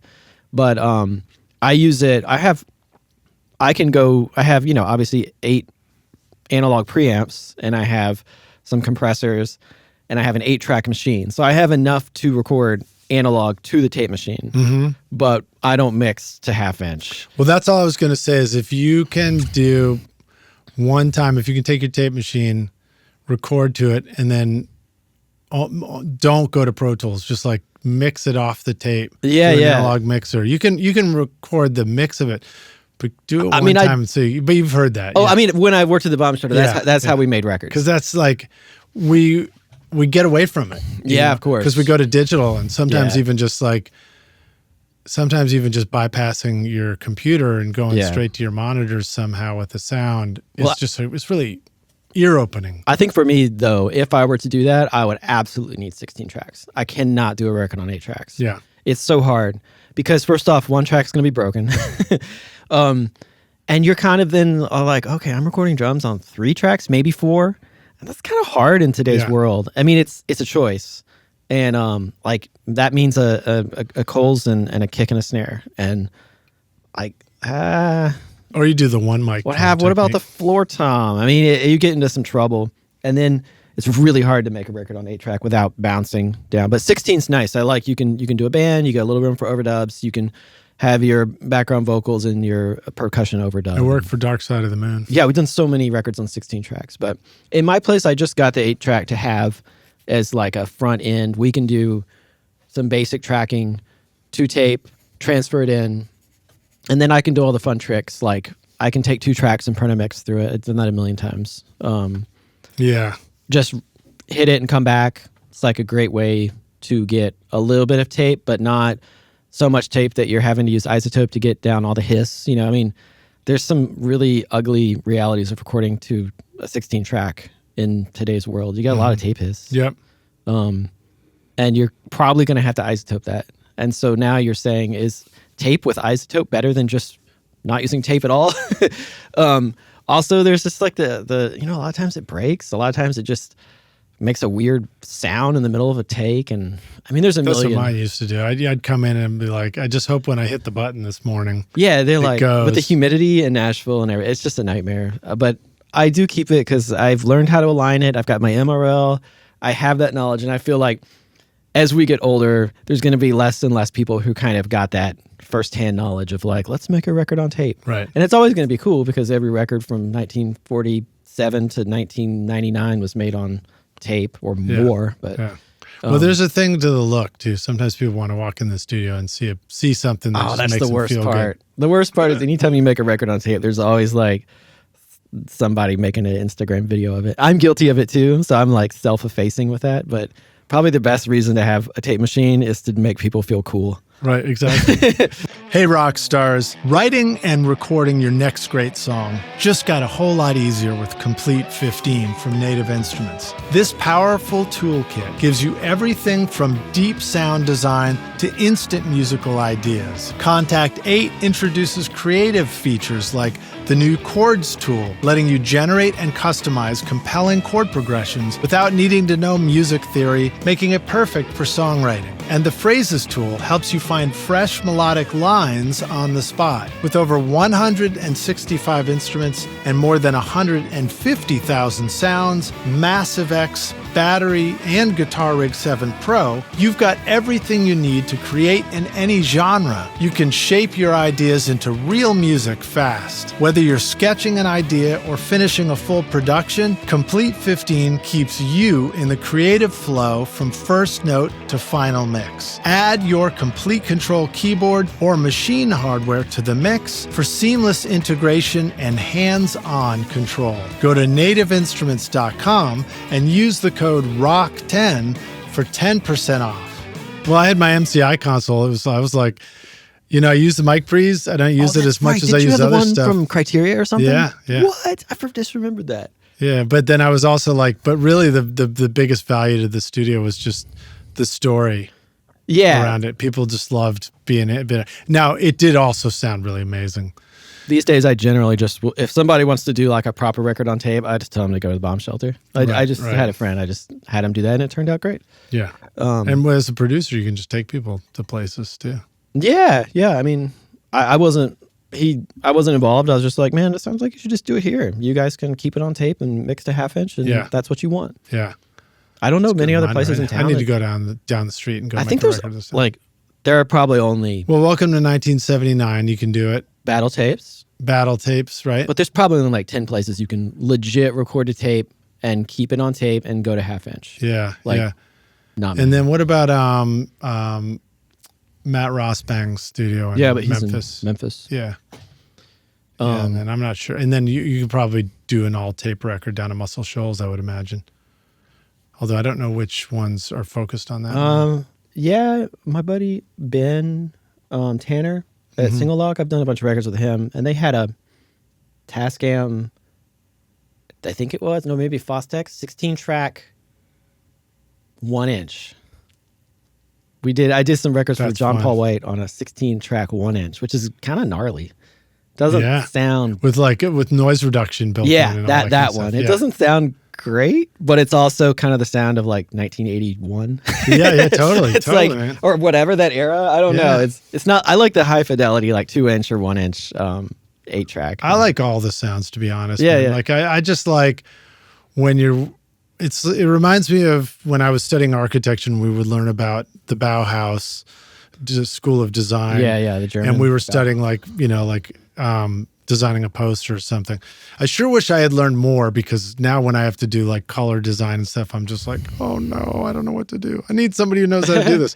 But the takeaway was this concept of like designing within a poster frame, and it's like, how can you the boundaries of your poster, or the boundaries of your painting, that is the framework in which you can create your art, because it's the ways that you push against those boundaries, it's the ways that you respect them, all that kind of stuff. Yeah. Same thing with song stuff and production, but like, when we use all these tools and we choose tape or we choose Pro Tools, or we're like, I've got 500 plugins we can use. It's like, yeah, but that may not be a good choice. You may want to, I hear people cite that as the reason, like, tape is so good, not because of the sound, but the workflow. I'm like, I don't know. I've been through enough years of isotoping and fixing tape for me to glamorize the workflow. I like these days just. Honestly, I'm a huge fan. But let's put it on bass for a sec. So you're picking up a bass for a session. Do you want a bass that could do anything, or do you want a bass that gets a particular sound just right?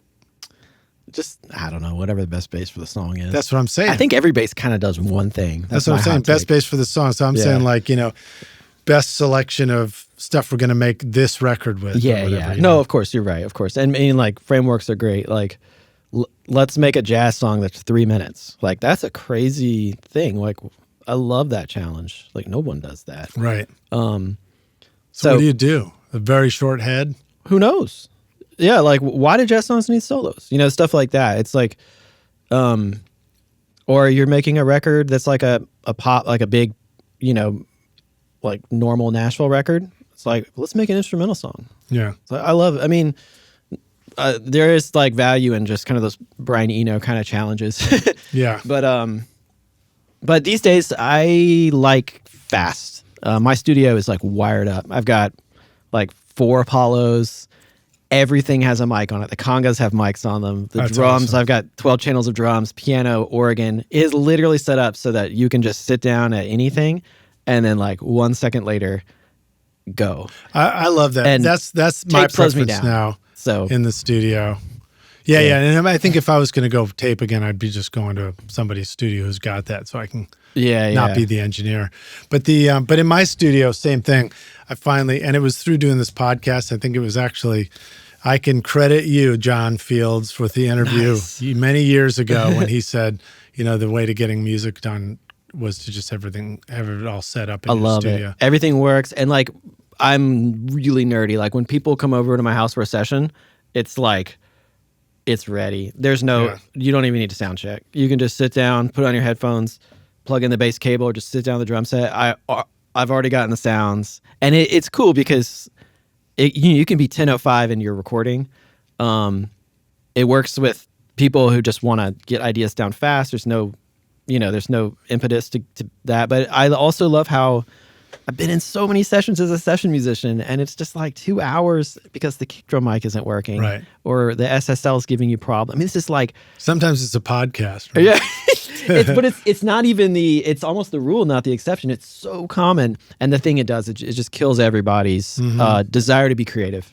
And so, like, if stuff is just ready, it sounds kind of wildly uncreative, but what it does is just gives you a baseline to where you're like, wow, everything works. So yeah, what if I play the bass with that baritone guitar, or like, hey, like, can I do this part on the Juno? It's like everything is ready, so your creativity can just go. Yeah, I think that's the way to do it. So, it's I mean, really I'm not fun. the first person to say this, but that's my takeaway when you talk about tape machines. I just think slow, like it's like roadblock when I think tape. Yeah, but I mean, so we don't have to keep picking on tape, but it's like Let's anything pick on it. Anything in the process that does that slow down to everything. Sometimes for me, it's just too much talk about the music. Yeah, and the truth of the matter is like, I'm telling you, as someone who has spent a lot of time going back and forth, like Decapitator is awesome, Studer is awesome, like UAD Ampex is awesome. Mm-hmm. I remember once during the pandemic, I just had like a day of nothing, so I recorded my drum set and I routed like an A-B-Y scenario. Mm-hmm. So I was tracking drums to the tape machine and also just digitally, and I went up 1 dB each time to hear what distortion on my tape machine was like, and then I A/B'd that against Decapitator just on default, and man, Decapitator won. No shit, crushed it. That's great. And I think my machine is kind of like, it's a Mara machine. It's kind of meant to be really great, clean, transparent, kind of like, this is a good sounding machine. Yeah. But it's not really meant to be driven into nasty distortion. And like, so these plugins are awesome. And sometimes if all this trouble to go through recording to tape is like, man, I could have just put on like Studer on the master and gotten there way faster. So we got told a little rhyme there. What's that? Rhyme? Master and faster. Master faster. Master faster I'm a Sean of disaster. Everett. I'm a Sean Everett like fanboy, so I'm always like Studer's on the master and three tape plugins on the master. Yeah. Whatever. Yeah, I do enjoy that about plugins, is like wacky signal chains. Yeah. When you're mixing and creating sounds and stuff. I tend to prefer that in the creation stage than in the mixing stage, because I feel like in the mixing stage, the more I get wacky with things, unless it's maybe sometimes effects, you know, like trying to paint that picture behind all the instruments. But when I try and mess up instruments a lot in the mixing stage, I tend to sort of mess up what we had. Yeah. Whereas if I mess it up in the creation stage, it becomes the cool thing. I'm usually the opposite. Like my drum chain is no EQ and no compression. Yeah, that's because we're recording into computers. Yeah, and then I could have like the most gnarly sounding drum sound that sounds like sketch cassette with like some crazy filter on it. Just choose one mic and do that. But I think sometimes especially if I know it might get sent out for mixing, or might, there's some like real world implications on the line that if you might mess something up if you slam a vocal into, right. So I'm kind of like a conservative tracking engineer, but really boring. And I feel like I got the tools I would want in the plugin world. That's a really lame answer, but it's really no. But that was fine. It wasn't even really a question. Yeah. But I agree with you that like once we went to computers, when I used to record and we were on a console, even if it was a Mackie 3208, and we had stuff routed in and out and could just blend it back in. Yeah, we just did more likely to create an unusual sound. I mean, I was also just young then, so we didn't care about taking all day to come up with 3 sounds. It depends too. And I just said my hero is Richard Swift, who famously didn't use any plugins and recorded every sound into the computer with the reverb and the delay and everything printed. It's like, that's awesome. So I mean, God bless him. And there's different approaches. Yeah. So for the miking up all the instruments and being ready to go in the studio, it's, again, I started practicing that. And now I'm like, all right, if there's one piece of equipment I want tons of, it's mic pre's. Oh, yeah. And inputs. Yeah. So that I can have and mics, which I do. But to try and have all instruments already mic'd up and ready to record. Yeah, I remember I went over to Jordan Lenning's. I don't know if he's been on here. Jordan's been on, yeah. And it's so funny. He has like 4 Apollos, 8 Ps. And no outboard, not a compressor. I mean, maybe he does now, but I remember looking at it and there was just 4 Apollo, and he's making like the coolest, like wackiest indie records that sound full of character and like interesting. It doesn't sound like that, but I remember thinking like, oh yeah, you can just do that. Like, how easy would that be? And so I'm not fully there. I definitely have 8 channels of analog, especially for having tape, and I love having vocal chain. I've got compressors and stuff, but I do now have 4 Apollos just to get, like I say, I have 2 channels for congas. Right. Because, and 2 on my Leslie and 3 on my piano, because, it just takes time. It's just, if somebody's like, hey, I want to record some congas, you're like, oh, well, let me go get a couple mics and find a few channels, and, 5 minutes later. Yep. But what happens in the sessions is when you're moving, it's like, well, we've got this much time. It's like, well, I can set up for that, but it's probably going to take me half an hour it's probably that's slower than if we do this thing. And then what happens is we just inevitably opt not to do the thing that's going to take a little bit longer. Yeah. And so if you've had all these sounds, then you just jump on it and make cool. Yeah. I'm always thinking of whatever. What's the overdubs. I mean, I stay up at night and just, not every night, but I definitely spend a lot of time thinking of like, I'll make lists on my phone, what are the things you can just optimize workflow? Yeah. And, template, having things ready ahead of time. I mean, Murphy's Law will strike as soon as your session begins. So just get everything perfect before anyone shows up. Yeah, don't leave much for Murphy to mess with. Murphy is going to mess everything up, as soon as people arrive. Nobody likes you, Murphy. No, yeah. He's gonna Murphy, you're like the A&R visiting the studio during the session. Poor Murphy. He made a wonderful law, and now we're just bashing him.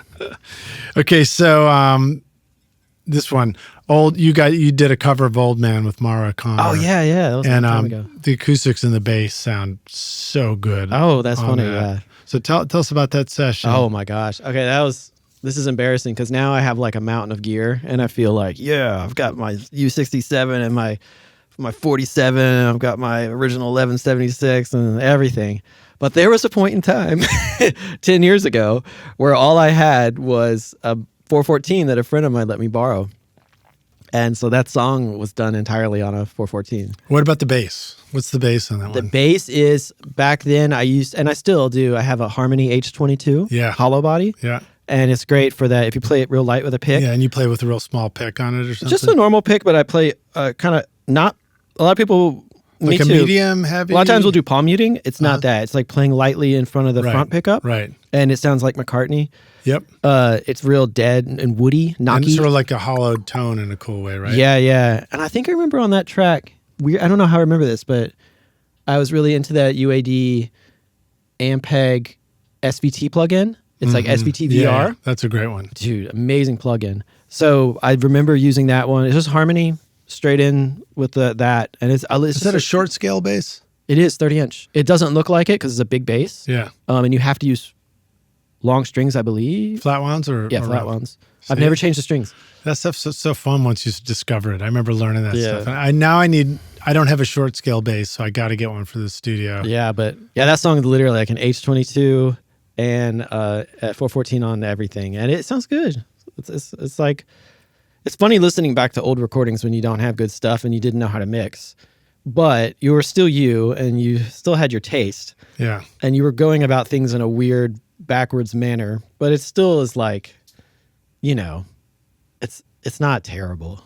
Hey rock stars, when it's time to finish your music, Isotope Ozone 12 gives you the powerful new tools to master with confidence. The new bass control helps you balance your low end, EQ, sustain, and punch so that your tracks translate everywhere. Unlimiter restores clarity and impact to overcompressed mixes, and Stem EQ lets you rebalance vocals, drums, and bass using only the stereo mix file. When it's time to push loudness, Ozone's new IRC5 Maximizer delivers clean and powerful competitive masters that stay open and musical. And with an updated mastering assistant that guides, not decides, you can move faster, make better decisions, and stay fully in control from start to finish. Go to isotope.com and use the code ROCK10 for 10% off. No, that one sounded great. I mean, that really stood out, those sounds to me. That's probably... Yeah, maybe I've gotten worse over the past. No, I mean, I just, when I hear something that I'm like, oh, that's cool. Yeah, just listen to it. Or write it down. No, that was a cool song. I remember that one sounding good. I think there's like a high strung in there, just kind of like acoustic guitar tricks that always sound good. Like, well, and bass can be so expressive, and I think sometimes we don't, maybe some bass players don't always realize that, or we don't always know that at first, but there's quite a variety of ways that you can get a bass to sound on a recording. It's not everything is just sort of like that bass is wild. Like a farty P bass with the fingers a little too loud. I had a lot of direct in. People want to tell me like, bring that bass, or like, I want to buy that bass, or it's just one of those basses you plug in and then it's just done. It's baked in. Like, it actually sounds worse if you compress it. It's just like, it's got the attack and the low end. It's all hitting like just right. Yeah. Some instruments are like that. I love things that sound like records. I'm always trying to find guitars and basses that sounds like a record. And what I've learned about recording bass too is you need to hear it well. Like when the gain is hot, you can have the gain too hot and then it'll cause you to play the wrong bass part. You can have the gain too low and it'll cause you to play the wrong bass part. Yeah. You can have the gain just right. You can have it in the mix just right. Yeah. You can hear it just right that you can, play it exactly. Yeah, how I don't it needs know. to be. I weirdly also never record bass with compression ever. Yeah. And I thought I was just kind of embarrassed about that, but I've heard from, Mike Elizondo does that as well. I've heard, and some other people, but it's probably just because you know how to actually control your dynamics. Yeah, and it's something about, there's a certain punch in a bass when you play it that any compressor, like even like LA2A or 1176, they just kind of knock down that feeling. Yeah. And it's like, I don't know. So I weirdly like, and a lot of times when I mix, I don't use a compressor on bass. It's just fascinating. I know. And I'm not saying like I have the best bass sounds. I just, for some reason, that's kind of what ends up happening. Well, maybe you do. I mean, I think about like an EDM track getting mixed and you've got the dance kick. Yeah. And the 808, and it seems like because those are programmed and the dynamics are written in, yeah, a lot of times those things go straight through. I suppose they might hit a limiter somewhere, but they kind of go straight through to the mix bus and become this baseline reference. Ooh, baseline. Baseline reference for everything else to get mixed to and like compressed or whatever to come up and join that low end party. And so if you can play your bass, I think it's really probably just consistently if you're playing it like a good drummer, like my buddy Dave Racine, you look at his kick drums and they're like all equal, uniform, right? And not like the ones I recorded myself. and I've definitely been sent tracks to mix, and you pull up the bass, and it's just like, oh my gosh, you were playing so quiet in the verse, and just whoa. Right. So then you have to like slam it into an 1176, and every record's different. Like obviously, the sound of like pop country is, a very compressed bass. So there's no rules, but I think on stuff like that you're mentioning, I kind of like that. I think I always liked music from the 70s, and one of the things I liked about it was like that punch that you get probably from not too much compression in certain you guys ways. were covering Neil Young. Yeah. And it's like 70s drum sounds. You think it's a lot of it, I think, is kind of not that Was compressed. that Harvest Moon or something, that record? Yeah, I think so. It was on and all the instruments sound really cool on that record. Boom. They're all like, it just feels, it's very dry, dead, and like everything sort of feels like it was direct. So it's such a good cool way. Yeah, I think that was done. Maybe I'm wrong, but I feel like it was done at Wally Heider in San Francisco. Maybe I'm wrong. Maybe. I think I thought some of that was done at Quad too. Oh yeah, maybe. Oh yeah, that's right. There is some like Nashville. I thought Harvest was done. Yeah, maybe Harvest was done at Quad. I thought there was one of the rooms was described to me as the Harvest Room, but I mean, maybe it was Harvest Moon. I don't know. We have to remember sometimes parts of records were done in places. I mean, like part of Rumors was cut on my old console. No way, but it was just because I think they did some string overdubs. I thought they did it at Sunset, right? It's B. Yeah, I think that's true, but I think perhaps there was even some of Rumors was strings or something that was cut. There's just a certain an sound overdub, I associate with Wally Heider in the 70s that I love. That is particularly like API punchy. That we were probably going for on that. Another one, Someone New by Mara O'Connor. It's got an ultra cooled compressed piano sound on it. Oh, on Mara's thing? That track, yeah. Oh yeah, sure. I mean, I love super compressed piano. Was that one something you recorded at your place? I mean, we did. That track was this kind of, sometimes I'll do a thing with an artist where I'll just play all the instruments. So that was me doing my Richard Swift, like, I'll play everything. Yeah. So yeah, we just did it at it was a different studio at the time, but I probably just, Would it have been a real piano? I've always had, there's this piano. And then would you have figured out how to get the compression during the tracking, or would you have done that in the mix later? Yeah. Or just said, if I just hold these long notes. My boring answer is that I'm always recording clean. Right. And then I just I think back then it's not boring if it tells us how to do it. Yeah. I mean, I think I'm remembering that now as super into Wolf Compressor, which I still am super into Wolf Compressor. Do you know that one? Maybe. Is that like a Wolfpack? They have this all that? VULF. Yeah. And it is like, it's so extreme. Like, if you don't know, if you're like wondering what is compression, like sometimes you use an LA2A and you're like, I think I hear what it's doing. Or like Fab Filter Pro C. I'm like, I kind of hear what compression is. This is the opposite. This is like, here is compression, the most extreme, badass compression you've ever heard. And I love it. I actually have been using it on the master lately. So let me see. I'll see if I can pull it up for us too. It's so good. They made a new mastering version of it, and it's like my secret weapon. VCME is the new version of the Wolf. Is that it right there? Yeah, that's the Wolf Compressor. And they have a mastering edition now that it lets you back off of its insanity. Oh, that's fun. I love the simple interfaces. It reminds me of like sketch cassette. Yeah, it's very similar. It's super good at being really extreme.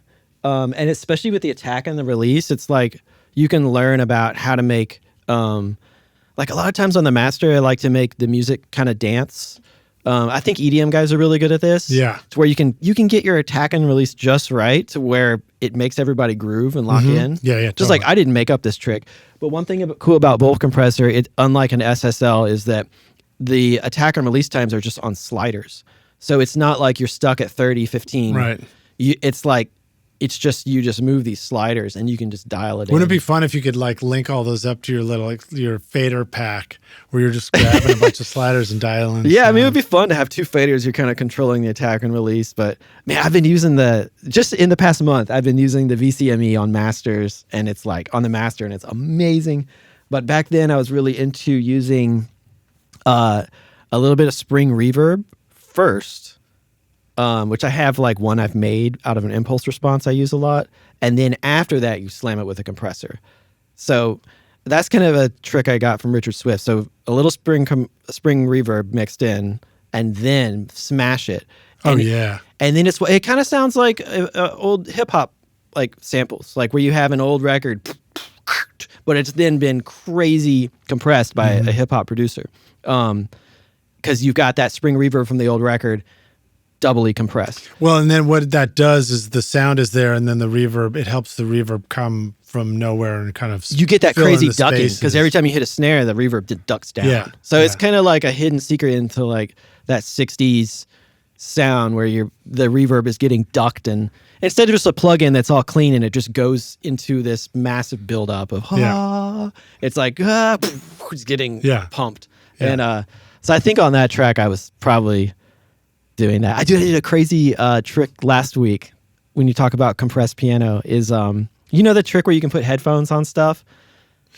You mean use the headphones to record stuff? Yeah, use headphones as microphones. Yeah. Like I didn't make up that trick. Andrea showed it to me actually. I did a track once, actually for Mara, a different track, where he put the headphones on an acoustic guitar. So what's a good way to actually get the headphones input? So you going easy. through a DI box or something? Yeah, you just plug the headphones right into a DI. That's all you got to do. Right. And then the output is a mic level. Yeah, so like any speaker can be a microphone if wired in reverse. Yep. And so you can take headphones, put them into the input of a DI box, take your XLR and plug in, and then all of a sudden it's actually a microphone. It's kind of like a contact mic because it's like hugging the guitar. So we taped it onto the acoustic guitar, and then I would and it's crazy sounding. Oh, that's bad. I mean, I didn't. There's a lot of Sean Everett stuff where he's talked about this. I think he even taped headphones onto Brittany Howard's head. And like, I mean, it's just like one of those wacky tricks. But the other day, last week, I was kind of doing that single note compressed piano stuff, and I put the headphones on the piano, wrapped them around, and it was touching the strings. Yeah. And then I recorded it, and it sounds insane. It sounds like tubular bells. Wow. And the sustain is like 30 seconds long. So it's so cool. Like, it almost starts feeding back into itself, and like, I don't know. I'm usually not doing cool tricks, but if we want to talk about cool tricks, that was one that I was like, yeah. And I just did an interview recently. We were talking about contact microphones, which is really exciting. Contact mics on pianos are cool too. That one. I don't have any PZMs, but I need to get some. Like I know you can do crazy stuff, put them on the floors and on toms and stuff, but. More reasons to have things mic'd up and ready to go. So like I've got PCMs, but they never get used because again, like it's that when are you going to go pull mics out of the drawer and hook them up for a sound? Whereas if they were just already on the walls of the studio and plugged in, I'd just fire them up and be like, oh, there's that. Yeah, there's that thing. I have a Apollo Twin just right, and I use as my controller, and I always have those two channels open, and that's like let something happen. Right. So. It's like, hey, let's record some piano. I already have my 3 mics on my piano and my template. I know that works. But it's like, hey, let's do something a little crazy. I've got these 2 inputs ready, just inviting creativity. And then so you just, grab it as a 4th input and something cool happens. Yeah, I'm trying to remember what we used to call it. We used to call it like the roaming mic or something. Like, oh, dude, I always... Just have one mic that can wander around. I have 3. So next to my console, right where I sit at my desk, I have a 67... I have a small diaphragm, like 84, and then I've got an SM7, and they just live. And man, you'd be surprised. Like, I did a song. Ian was over. It was like a writing session with Jeff Warburton and this guy Noah Rinker, and they'd written a song, and I was playing upright bass. And at the end of the day, it was like, hey, let's just put up the iPhone and record it. I love it. Yeah. But I've got my 4 mics ready already, and I was like, hey, y'all, just. Give me 1 minute. I'm just going to put these mics in front of our instruments, So everybody got a microphone, got an SM7 on the vocal, and we just played it, no headphones, in the room 3 times. And like that recording ended up being, it's like getting released as a it's like pretty much even that the mix. The next number one record? No, it's not a number one record, but it's getting released as like a major label release, and That's it's like, awesome. but it's just, you know, I was reminded like, oh my God, having stuff ready to go invites all the beautiful things to happen, because there wouldn't have been time for me to be like, oh, let me find some channels. Do we know of any stories of iPhone recordings getting released as major label records? Dude, iPhone recordings are like, I mean, I think famous people use iPhone recordings way more than we think. Yeah, well, I think for overdubs, I can see how that parts. I think and bits and I'm not an pieces, expert, but I know that a lot of vocals, and I've had friends record drums on iPhones and just then send it to themselves and drop it in. Pull it in like a WAV file. I was messing with that, and I need to do more of that. It'd be fun to actually do. I thought about doing It'd be fun to do a whole song that way, where you like record every overdub on an iPhone, and then you just like fly it in by hand. Man, you know what's weird? Okay, so I got into this a while ago, but there's a little adapter you can get. Yeah. I mean, everybody knows the iPhone from like super compressed, dirty, whatever, but there's a little adapter you can get to turn it into 1/4 inch and record it in. And then there's an app, I forget what it's called. It was like Megaphone or something like that. Oh, and it gives you a live mic? Well, the iPhone has 3 microphones on it. I think newer ones have even more. And you can choose which one. There's one on the back, there's one on the front, and there's one down below. And they all sound a little different. And you can choose which one, and you can set the gain, and you can choose no compression. I want to choose all 3 at once. But I remember, so this is during the pandemic when I have way too much time. But one time I put my 67 and my phone next to each other, and I recorded both. And the phone sounds bonkers good. It sounds like high fidelity, like it did not sound like the lo-fi mic that we think it is. I think without the compression, just I put it into a Neve. Yeah. And it sounded like a 57. It was That's amazing. Yeah, I thought about doing a YouTube video called iPhone versus 67. You should do it, man. You should definitely do that. But yeah, I mean, what a crazy good tool we have, the iPhone mic, you know? I love it. Well, on that note, I've got another question to ask you, and you've been waiting for it. The day has finally arrived. One? And this is the one I love to ask all guests, and it is hypothetical, and we get to take the Wayback Studio Machine. You go back and find young Jon, who's saying acoustic bass. Man, I play electric bass. Maybe that's how far back you're going. And you say, listen, dude, if you want to be a rock star of the recording studio yourself one day, here's the single most important thing you need to know to be a rock star of the recording studio. What advice do you want to go back and give yourself? Oh my gosh. If you could. I don't know. I actually haven't thought about it, but when you phrase it like that, I'm not going to say this to myself. I'll say this to everyone else, because I've been good about this. But if you do want to be a recording studio rock star, not that I'm like someone famous, but the thing that blows my mind all the time is just how bad people are at communication. And I'm talking about like emails and texts. Mm-hmm. That's like a really dumb answer, but like so much stuff. So much work I've gotten has just been because I'm good at emailing. I get the alerts on my phone. Right. And I'm so surprised so many producers are so bad. You're like, I'm hounding them to get paid. I'm like, hey, you didn't respond for like a week or two. I mean, this is the vast majority of people are bad at communication. Right. So if you want to get work, just be really, really good at answering emails and texts. Dig in a little bit deeper. So you get a message from somebody. Yeah. Do you literally just open the email app and then just start beep, beep, beep, beep, beep, typing like that? Well, or do you have like tricks that help you respond more quickly? This is not the cool answer I thought I was going to say, but it is the true answer. Like, I mean, I work a lot in video games. I work for TV, film, NBC, now stuff. And I'm telling you, professionals want to work with other professionals. Right. If they ask for a W-9, you send it that day. Now, right away. Yeah. And if they need you to turn in a time card and get this, you do it and say thank you. And I mean, be kind. But yeah, getting the Gmail app on your phone is really great because it does the push notifications immediately. Right. Are you recording your own music or other people's music in your studio, but you're having trouble figuring out how to get your mixes to sound great? Do they sound weak and distant or lack punch and clarity? Well, I've got a gift for you to help you take your mixes from sounding like basement demos to sounding a lot more like professional mixes. And it's my free course called Mix Master Bundle. This course will show you how to get pro sound sounding mixes from your home studio with free and stock plugins in Pro Tools. And the best part is, these mixing techniques will work for you in any DAW, whether you're in Logic, Cubase, PreSonus Studio One, Reaper, or anything you can think of. Are you ready to make your best record ever? Then go to mixmasterbundle.com to get started for free now, and you can find the clickable link in the show notes of this episode.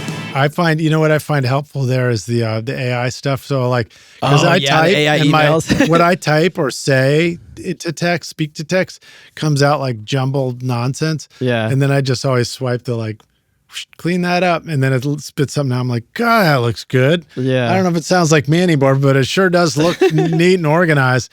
And then I look at it, I'm like, wait, why did you say Friday instead of Saturday? I know. And then you just correct it. But it is crazy. This is probably the thing I'm best at, which is the lamest thing. But I think, being really good at communication, being really professional and on top of that stuff will get you way further than any preamp or microphone or anything. So that's my advice on how to become a rock star. There I will say one thing that I was planning to say of what I would tell a version of myself, from 10 years ago. Mm-hmm. And it was one thing that I learned from this podcast, and that's helped me a lot lately. And it's there's an episode with David Kalmusky. Mm-hmm. I don't know him. Kalmusky, yeah, he's great. And his episodes are amazing. He's such an eloquent speaker. Yeah. I wish I could speak like him. But there's one episode where he gets into the mental aspect of what we do. And for me, it's really hard because I was listening to mixes. I get really down. You're like, oh my God, I suck. I'll never get asked to mix again, or this is terrible. You get really down on yourself. And especially 10 years ago, I would want to quit. And so David breaks it down. If you can find the episode, it's amazing. But he just kind of talks about how there's a psychological process that I think it's the Dunning, what is it called? The Dunning-Kruger effect. Like that? Yeah. Where it's people of low ability won't have the self-awareness to see what's wrong. So maybe the first mix you ever did, you're you don't know what you don't know. You're like, this is the best mix ever. And a year later, you're like, this is not good, but you've just gotten better. So what I learned from that episode, I'm kind of rambling, but is that when I listen to a mix now, I listened to a mix today that I did from last week, and I cringe, but it just means you're getting better because now you've gotten the self-awareness to see something was wrong, and then you just do the work to become better. Yeah. So I learned that from this podcast, and anytime I listen to a mix and I think I suck, all I think is I'm getting better. Now I can do the work to get better. Right. In other words, it's literally a pushback. It's no, you don't suck. You're better. Yeah, you've gotten more You're better awareness than when you did that thing because you know more about. Yeah, and it's a two-step process. You get the awareness to see that something is wrong, and the second part is you become better. So you listen to these podcasts, you ask friends, you watch a mix with the masters, you practice. Yeah. But now, if you've just completed the mix and you're like, I suck, then you might be like, all right, well, maybe I actually do suck in this moment. I should fix that mix. But luckily, I just completed it, so I'm still here. Yeah, it's like a progress, not perfection. That's what that is. Yeah. But I used to struggle a lot with that, and that's the hardest thing is the mental thing of getting really down on yourself, and it's a weird industry we're in because you're always getting approval and mixed feedback, and it's very hard mentally. Yeah. But it's just we're always getting better at what we do. I think that's great advice. It's you point out that there's two directions you can go when something isn't good enough. It's you can get down on yourself about it, or you can acknowledge that the act of identifying that it's not good enough is highlighting the artist in you that wants to keep making something new. Keep making something better. At one point in time, you thought that mix was good. Yeah. And now you're like, it's too much 300 hertz. So right. I'll text one of my mixer buddies and say, hey, what do you do about 300 hertz? And they're like, oh, just put, Pro MB. I'll give you my preset. And then, you get better. So yeah. That's awesome. Yeah. Because if we didn't have that, we wouldn't create anything because we'd never be trying to make something new.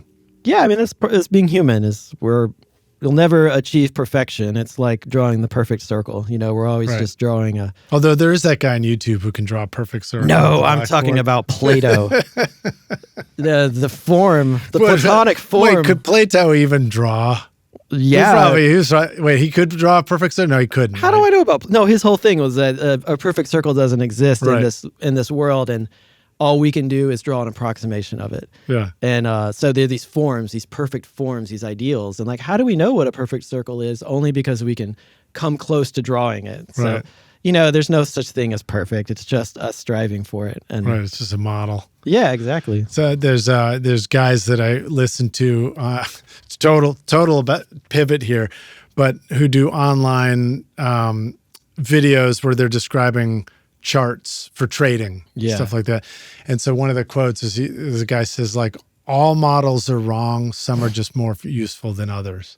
So it's that same idea. It's like all those shapes are wrong. None of them are actually true and accurate, but some are just more useful than others in that moment, in that instance. Yeah. Same theory. I mean, I guess. All bases are...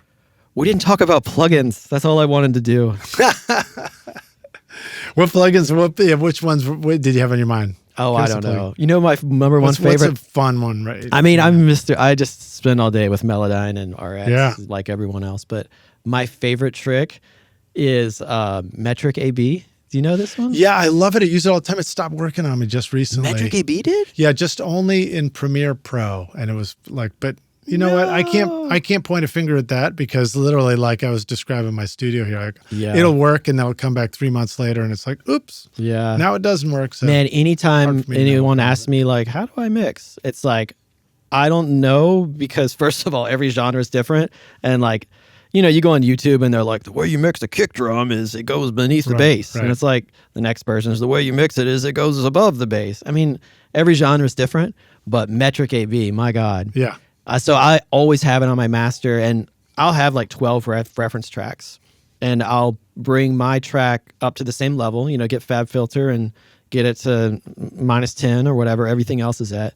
Close your eyes, push AB, go in mono, but it helps you see the big picture. Like, you're like working on your mix and you're like, I'm sounding good. And then you go AB against some other stuff and you're like, oh my God, I have way too much low end. Right.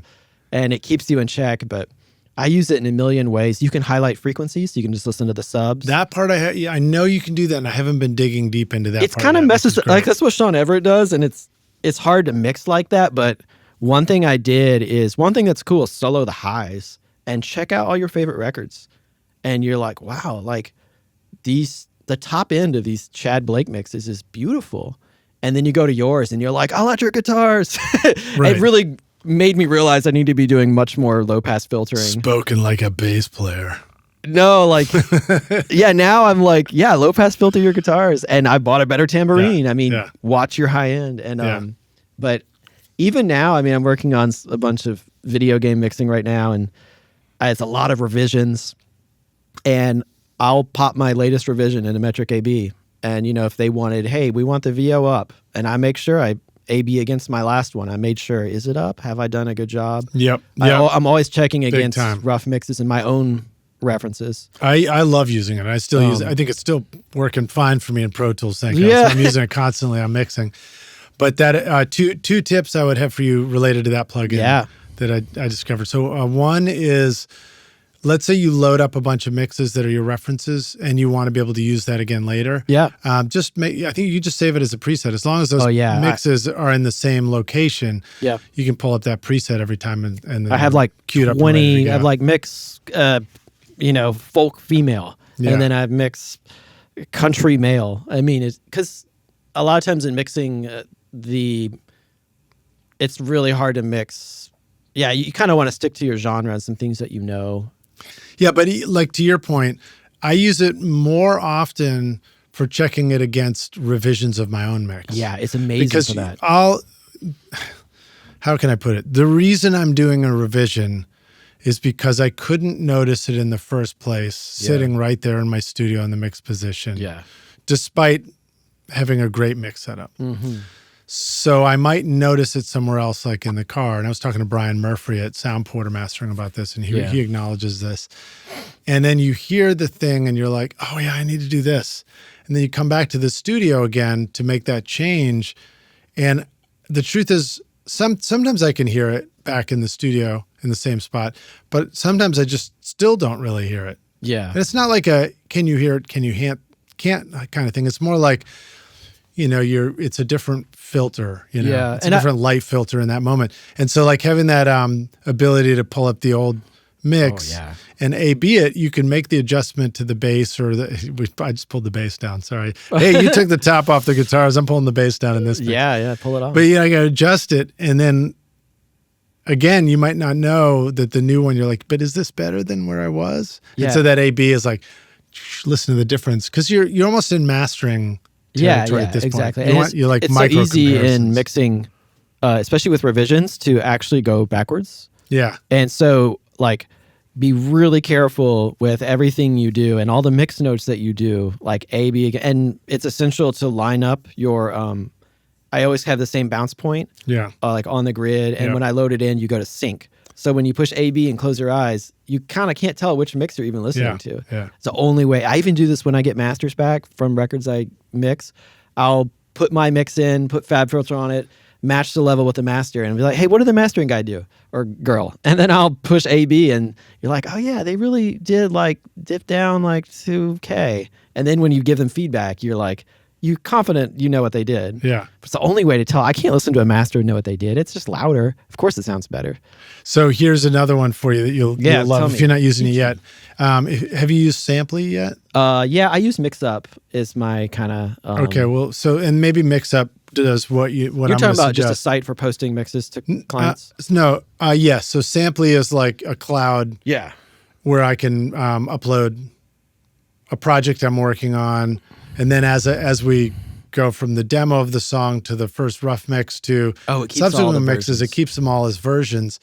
And they're all level matched. Oh, that's cool. So you can choose to, make the Spotify level -14 or something, your level match. And that was actually, that feature was added by, I guess sponsored or added by Ian Shepherd at Production UK and the mastering show and loudness penalty. I use Mixup, but I'm ready to bail. I need to go to Samply. Although the funny thing is that's what I was going to say. Is like with the versions, you can I'll put the mastering in. I'll get that experience. So with the eyes closed, I can switch between them and hear, compare it on the computer, not on the iPhone. iPhone doesn't allow that. The level matching thing. It's funny. I always assume like, the pros use, these fancy websites for doing mixes. And I was like, I can't use Dropbox because Dropbox does funny things. Oh yeah, it sounds bad. But the funny thing is same thing with SoundCloud. I worked on a project and Spike Stent did a mix like a couple weeks ago and he just sent a Dropbox link. So you're like, well, if Spike Stent is using Dropbox, then the number one, it's fine for sending the file.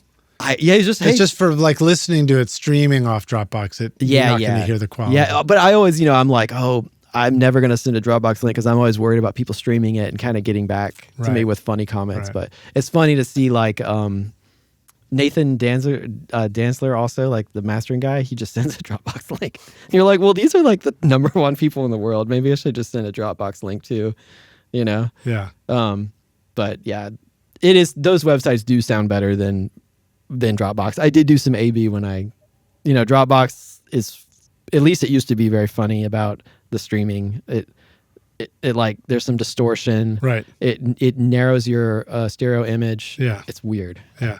Well, the thing that I enjoy about Samply so much is I'll keep a project in there. So I'm just like, I probably pull that up in my car to listen to music more than I pull up streaming sites, which I'm trying to train myself to remember to go listen to everybody else's music. But like, I can just click it and press play and it's just going to play through the project or the record that I'm doing. And I hear it sequentially. I don't have to like restart the next track. I did the trial Samply when it first came out and I need to get back to it. Yeah. It seems cool. All right. Dig it, man. Well, dude, thanks for hanging with us, man. This was a blast. So much. We went for some bonus questions. I'm your biggest fan. I'm your biggest fan, dude. Let's be each other's fist bump. Biggest fan. I can't reach you. There you go. There you go. Knuckle bump. Let the rock stars know how they can find you online if they want to check out your music or reach out to you or they're ready to come make a record with you or whatever it is. Yeah, just Estes Bass on Instagram. ESTES. Bass. Yeah. Down D. Funky D. Rock stars, thanks for watching. Thanks for listening. If you're listening to the audio, come check us out on the video. We'll be on YouTube unless there's some new place for videos to be. And hit that like button and subscribe so you get more of these interviews from us. And drop us a comment in and let us know your thoughts. Do you have a question for the rock stars they should give you an answer to? What's your favorite bass? What's your favorite bass? What bass do you tried play? to ask you, what's your favorite Recording Studio Rockstars episode? There you go. You should make a 10 like essential listening ones. What's your favorite RSR episode? Yeah. Let us know. The David Kamuski's one's good. Ryan That was a Hewitt's great good. one. There's Yep. some good ones out there. Sean Everett ones are great. Yeah, Sean Those are Everett's the fun. best. Wacky one. All right. Thanks for watching, everybody. John, great to see you, man. I'll see you around the studio, dude. Cheers.